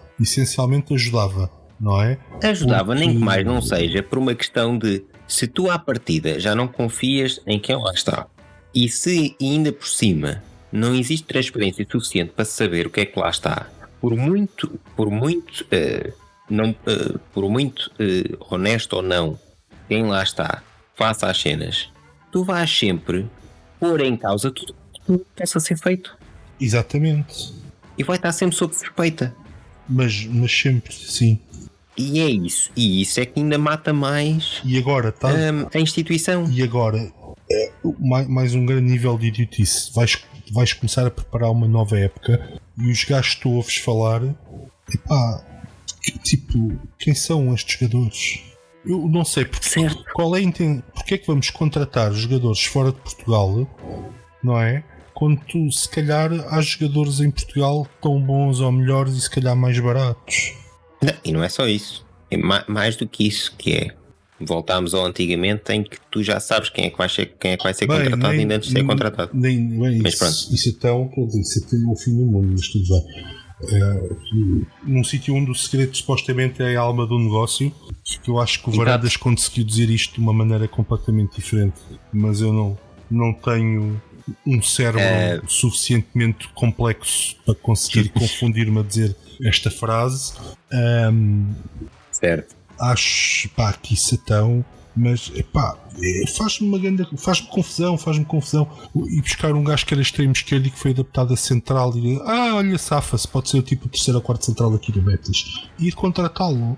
Mas não há o Tapsoba do Guimarães foi há pouco tempo para a Alemanha, não houve ninguém que disse olha, aquele gajo do Guimarães, se calhar. Exato. Por isso é que eu pergunto qual é o critério, como é que está a ser feito. Eu preferia que fossem buscar um Tapsoba com 21 ou com 22 anos e que era titular no Guimarães e que mostrava que se calhar ia sair dali um bom central, do que um gajo que nunca deu nada. Certo, isto era tão simples quanto não se saber já quem é que vinha, não é? Que isto da imprensa saber já. Sim. Quem vem, quem não vem, pronto, continuam com os problemas de sempre. E depois chega cá o jogador, dizem assim, olha, este gajo chegou cá, contratamos este gajo por causa desta característica, foi dado o aval pelo treinador, tendo em conta as táticas que o treinador quer usar, que são esta e esta, encaixa neste perfil. Pronto, está feito. E depois, dado o benefício da dúvida, pode correr bem, pode correr mal, como qualquer decisão. Sim, mas era mais fácil. Até mas não custa nada nada, zero. Isto é transparência mínima. Mas repara, mesmo para os sócios era mais fácil aceitarem um gajo que era contratado a um Guimarães ou Marinho, seja onde fosse, mas que tu digas realmente ele tem pormenores interessantes, certo? E que depois, pronto, não deu, não aguentou a pressão de jogar de um grande, ou não tinha qualidade suficiente, não evoluiu, whatever, mas que na altura era uma contratação que fazia sentido. Do que um fulano com 30 anos que nunca foi titular no Betis. Certo. Eu não consigo perceber. Sim. Aliás, o meu grande problema é esse, eu não consegui perceber, não é? Aí é que está, mas também não percebemos porquê. Porque não sabemos qual é o critério. Exato, não é? Eu percebo que o Rubén Amorim quer jogar com um sistema de 3 centrais e que é preciso um central ali para jogar do lado esquerdo. Certo. Agora, não percebemos porque aquele. Exato, porque aquele? Que características é que estão à procura? Aquele faz pouco sentido.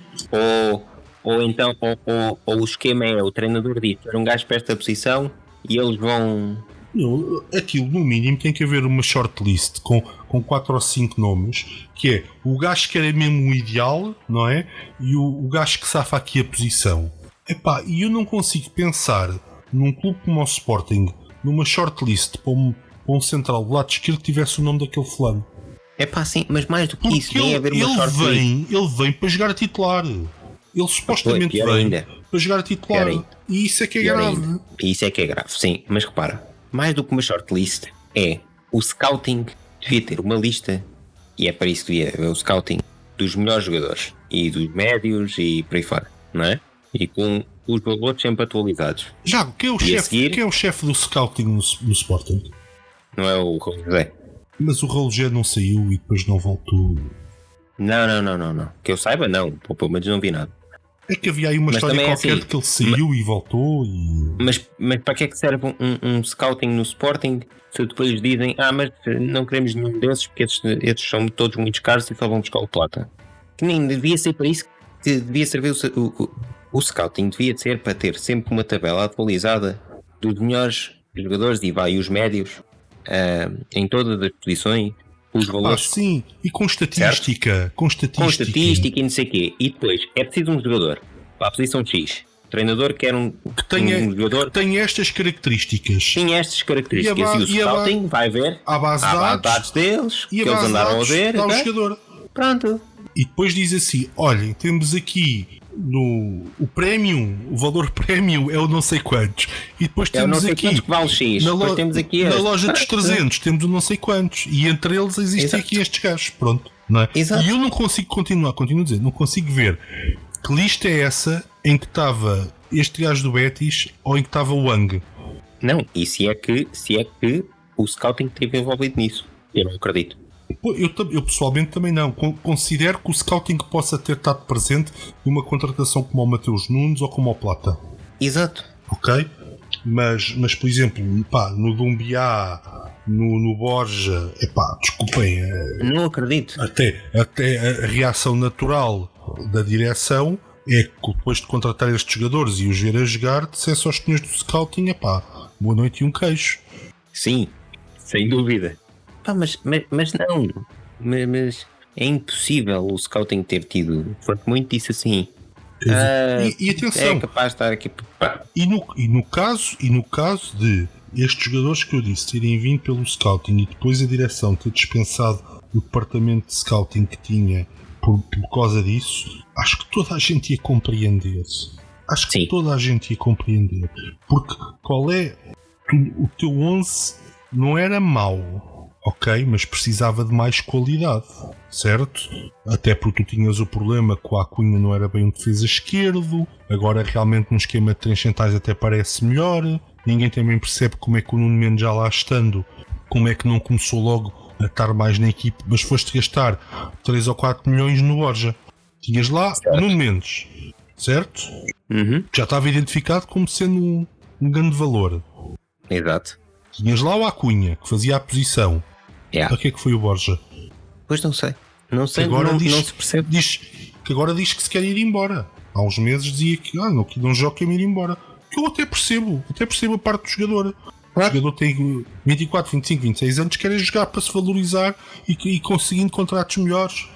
Claro. Normal, não é? Porque mesmo que ele chegue ao fim do contrato com o Sporting e renove com o Sporting, não é? Alguém lhe vai dizer: meu amigo, tu renova, a gente quer que tu renoves, mas tu estás cá para fazer banca, para fazer número. Certo? Portanto, não podes pensar num ordenado. E o jogador que pensa é: minha carreira vai no máximo até se calhar aos 34, 35 anos. Sim, e se eu não ganhar dinheiro, se eu não ganhar dinheiro agora, não é depois também que eu vou ganhar. Exatamente. Mas também porque de certeza para o jogador ter essa atitude é porque quando o foram buscar disseram: olha, vens para jogar. Pois, é provável. E depois estás a defraudar as expectativas que deste ao jogador. Mas é assim, houve uma altura que vi uns jogos da Seleção da Colômbia e identifiquei logo que eu não sou nenhum entendido de futebol, não é? Mas há coisas que saltam aos olhos. Que sim. O Borja não seria um jogador suficientemente rápido para ser um bom lateral no campeonato português, por exemplo. Certo. Eu não digo que ele, a central do lado esquerdo, se limar ali umas lacunas que ele tem, porque ele comete muitos deslizes, ok? Sim. Que ele não possa ser ali uma boa alternativa para quando alguém está castigado, não sei o quê. Dou isso barato.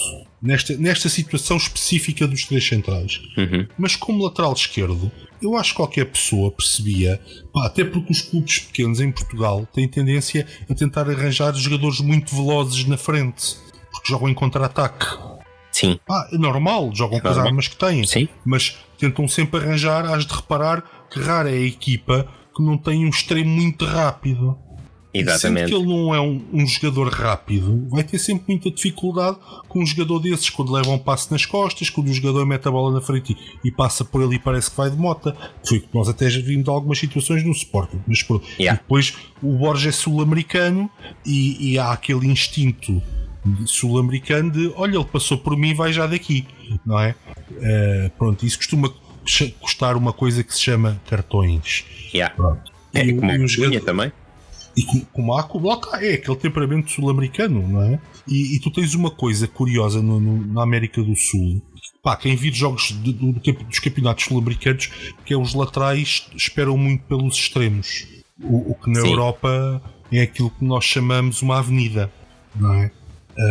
Aliás, e tu até viste muitos exemplos desses com laterais sul-americanos que vieram para clubes grandes em Portugal e que aquilo nunca deu nada. Olha, estou-me a lembrar do argentino que veio para lateral direito no Porto, não é? Porquê? Ele nunca tinha os timings definidos quando é que devia estar em cima do extremo, e acho que o único jogo que ele fez, aquilo foi uma desgraça completa. Basicamente.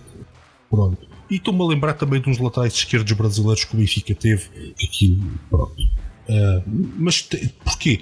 Porque defender naqueles campeonatos e defender na Europa são potencialmente duas coisas diferentes. E eles até esse problema de adaptação têm. Sim. Quer dizer, depois, não quer dizer que se tiver um bom treinador não os consigas adaptar. Não consigas adaptar, mas tens de ter um princípio fundamental, que eles têm que ser suficientemente rápidos para jogar na Europa. E como eles têm esse princípio de jogo na América do Sul, eles não se preocupam em identificar gajos rápidos para jogar nas laterais. Certo. Percebes? Ou seja, quando tu compras um lateral sul-americano, se ele não for um jogador rápido, já não dá, em princípio já não há grande volta a dar. Pois. Ok?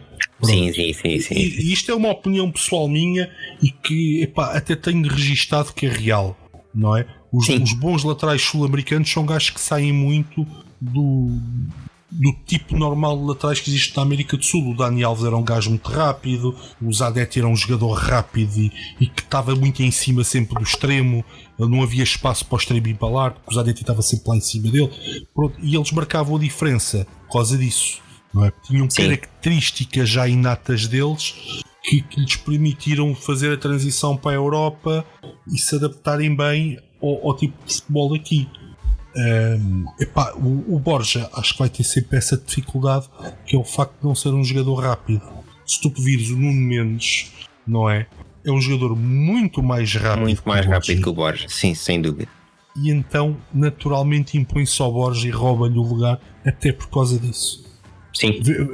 Ou seja, nós dentro do plantel até temos o exemplo porque é que o Borja pode não funcionar para o lugar que até foi contratado, que foi do lateral esquerdo, não é? Certo. Sim, já esquece. Aquilo, velocidade zero. Depois, dentro do plantel, ainda tens alguma qualidade, apesar de tudo. Continuo sem perceber a história do Francisco Geraldes, porque é um jogador cerebral. Não, tem mais. O Geraldes sabe tratar a bola. O Geraldes, apesar de, não quer compará-lo com o Bruno Fernandes, é o substituto natural do Bruno Fernandes. Eu também penso, se bem que eu lembro-me do Geraldes na equipa B e vou-te dizer que a posição que eu gostava muito de ver o Geraldes era encostado à esquerda. Fazia-me lembrar muito o Gaetan. Não sei porquê, mas foi uma comparação que eu sempre fiz e eu sempre pensei que o Geraldes ia aparecer na equipa A como extremo esquerdo. Porque ele vinha muito bem para o meio e rematava e era muito inteligente a fazer aberturas da esquerda para a área. Sim, ele também faz isso muito bem. E eu sempre pensei, o Geraldes é um futuro extremo esquerdo do Sporting. Diferente, não é? Até porque aquele extremo esquerdo clássico que existia de antes já desapareceu. Eu lembro que o último extremo esquerdo clássico que nós tivemos com alguma qualidade no Sporting, se calhar, foi o De Franceschi, que era um gajo que ia à linha e cruzava. Sim. Ele ia à linha e cruzava. A questão, é que ele conseguia chegar muitas vezes à linha e cruzar, não é? Não sendo um jogador de primeira água em Itália, mas aquilo que ele fazia, o gajo fazia muito bem. Fazia muito bem, Pronto. E esse talvez tenha sido o último extremo esquerdo mesmo à antiga que passou no Sporting. A posição foi mudando, como foi mudando a posição 10 e não sei. E isto enquadrado no facto de nós ainda temos ali algum talento por explorar. Não sei o que é que aconteceu ao Ivanildo Fernandes, por exemplo. O Ivanildo era um jogador que no Moreirense mostrou imenso potencial. Chegou a uma altura que normalmente quando o Ivanildo estava suspenso ou castigado ou lesionado, o Moreirense não ganhava. E o Moreirense fez um grande campeonato nesse ano em que ele lá teve. E atendendo ao facto dessa boa época, ele merecia que pelo menos o treinador o visse. Pelo menos isso. Lhe desse uma chance, deixasse-o fazer a pré-época, e ver. Porque podemos não necessitar de comprar mais centrais. Só isso. Tentar, porque o talento que foi detectado para a equipa principal foi detectado claramente tarde. A verdade é esta: gastámos 60 milhões em jogadores para agora andarem a jogar os miúdos. Portanto, alguma atenção nisso. Tem que deixar de haver interferências nas escolhas que pertencem apenas ao treinador. Terem cuidado de fazer as cenas, deixarem de ser incompetentes. Exato. Aliás, eles já levam demasiado tempo na direção do clube para continuarem a fazer idiotices. Sim, até porque o Sporting não é nem pode ser uma escola de presidentes em que eles vão para lá aprender a ser presidentes ou aprender a gerir. Até pela premissa de que quando ele para lá foi, dizia que sabia fazer aquilo como quem bebe copos de água. Não é? Exato. E na cabeça do presidente de Varandas, o presidente de Varandas é o maior do mundo. Exato. Já vamos com praticamente 2 horas. No meio disso tudo, não decidimos o nome. É verdade, foi o que ficou de fora. Depois foi o que ficou de fora. Em que é que ficamos? Epá, depois do que a gente teve a falar aqui, até podíamos chamar. Tocámos num bocadinho de tudo. Tocámos na política, tocámos no futebol, tocámos na nossa área, portanto. Podíamos chamar ao podcast Incompetências. Foi. Porque foi um tema fulcral em todos os assuntos que abordámos. Neste primeiro episódio. Foi brutal. Certo. Mas sim, tu disseste inicialmente. Acho que 2 leões à conversa. 2 leões à conversa. Sim. Parece-me bem. Pelo menos como nome não oficial pode pegar. Depois, entretanto, se algum de nós tiver uma ideia melhor, olha. Sim. Bom, eu vou ter que pôr um nome no podcast quando o publicar, certo? Não é? Então, mas até lá pode surgir outra ideia. Não sei. Um de nós, quer dizer. Mas está bem. 2 linhas à conversa parece-me bem. Eu não desgosto absolutamente de... Não, porque a conversa pode dar para muita coisa e não se limita ao Sporting. Mas isto, inevitavelmente, todas as semanas vai-se falar de Sporting. Aliás, era bom que não tivéssemos que falar no Sporting. Era sinal que estava tudo a correr bem. Era, mas eu duvido que isso venha a acontecer nos próximos tempos. Nos próximos tempos. Não consigo acreditar. Neste momento não tenho fé que isso aconteça. É verdade. Não vejo não vejo nenhum sinal positivo. Eu imagino que muitas pessoas, depois de virem aqui da equipa a jogar com o Ruben Amorim, pensassem que eu continuo a dizer que não acho que tenha jogado assim tão bem, mas tornou-se uma equipa se calhar até pragmática, eventualmente, tudo bem.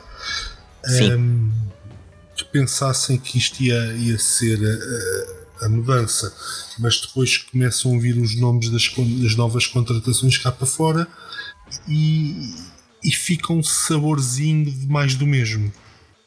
Não é? Lá está. Mas isso é aquilo que eu te disse. Só depois da pré-época e dos primeiros jogos na próxima temporada é que poderemos fazer uma avaliação mais correta. Mas... Ainda assim prevê-se mais do mesmo. Eu não vejo assim. Quer dizer, eu acho que o mínimo que os sócios do Sporting que estavam à espera agora então se o Ruben Amorim é assim tão bom treinador, vamos lhe dar ferramentas para ele conseguir fazer muito melhor do que fez nesta retoma, que até já não foi, até agora certo. Não foi totalmente desinteressante perder eu detesto perder, mas se perder o único jogo no Porto, também não é um escândalo, não é? Exato. Sim, não, e até não fizemos uma má primeira parte. É verdade, nem fizemos uma má. Isso até é mais curioso, que não tivemos uma primeira parte nada má, sim. Entrámos super fortes, acho que o Porto borrou-se todo logo naquele primeiro minuto com aquele golo anulado. Yeah. Sim, a primeira parte muito interessante. Mas sim. Se querem fazer melhor, há que dar umas ferramentazinhas melhores. Claro, ferramentas, claro. Acho que é o mínimo. Por exemplo, não acredito. Eu ainda não sou fã do Sporar. Atenção. É um facto. E esta conversa de depois de ele estar tipo 2 meses em casa virem dizer que ele está cansado irrita-me um bocado, para dizer a verdade. Mas. Cansado só se for estar de férias. Quer dizer, isto não faz sentido nenhum. Mas tudo bem. Eu acho que ele pode ser um ponta de lança para jogar no Sporting. Agora a questão é, será que o Luís Filipe é suficientemente bom para entrar quando não podemos contar com ele? Pois. É só um... Também ainda não vimos muito o Luís Filipe. Certo, mas pá, era o ponto de lança do Passos de Ferreira, não é? Da segunda liga. Certo. Com todo o respeito ao Passos de Ferreira. Mas... liga e seja quem for, mas quer dizer, não vamos ser sinceros, não estamos à espera que ele seja o melhor goleador do campeonato. E depois quem são as alternativas ao Giovane Cabral nos extremos e ao Plata? O Rafael Camacho, que para mim é uma contratação absolutamente falhada. Quem são as alternativas aos centrais? O Neto e o Hillary, que também, como se vê pela ascensão do Quaresma e da adaptação do Borja a central, também são contratações absolutamente falhadas. Que é a alternativa ao Vendel? Epá, não me digam que é o Bataglia, que eu nunca gostei, ou o Dumbiá. E depois, o Dumbiá. E o Bataglia. O Bataglia é muito mau, André. O Bataglia é muito, muito mau. Também. É um jogador que não faz um passe. É um jogador que em 3 intervenções 2 são falta. Sim. O Bataglia é daqueles que eu não percebo foi daqueles que quando soube que ele tinha rescindido até... Olha, pronto, este está bem, que se lixe. Não é? Pá, nem mais. O meu feeling foi um bocado esse. Quer dizer... Mas pronto. É que não há alternativas a essas posições. Se agora no defeso saírem o Alcunha e o Vendel, que são claramente os melhores ativos que o Sporting tem, com a premissa de se fazer dinheiro, pá, acabou. Ou das duas, uma. Ou fazem 2 contratações. Mas supostamente, um gajo não está já à espera. O lado do Alcunha quer ir buscar o Antunes, estão a brincar comigo.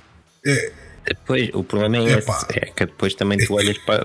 Que adota o Antunes nem para fazer o lugar de defesa esquerdo, quanto mais para fazer o corredor todo como faz o Nuno Mendes. É que os extremos do Sporting não estão lá bem para ser extremos, estão para fazer movimentos interiores com este esquema do Ruben. Exato. A cena é essa. O Antunes, por amor de Deus. Voltamos à conversa de há bocado. Qual é o critério? Lá porque Portugal tem poucos defesas esquerdos e de vez em quando tinha que se convocar o Antunes, não quer dizer que ele seja extraordinário, não é? Exato. Bom, mas está bem. Portanto, é isso. Semana a mais. Vá. Um abração, porta-te bem, a gente vai falando, vai pensando nos temas de semana que vem, que eu tenho aqui um feeling que vai haver temas de sobra. E pronto. Porta-te. Um abraço, então boa noite. Boa noite. Tchau, mano.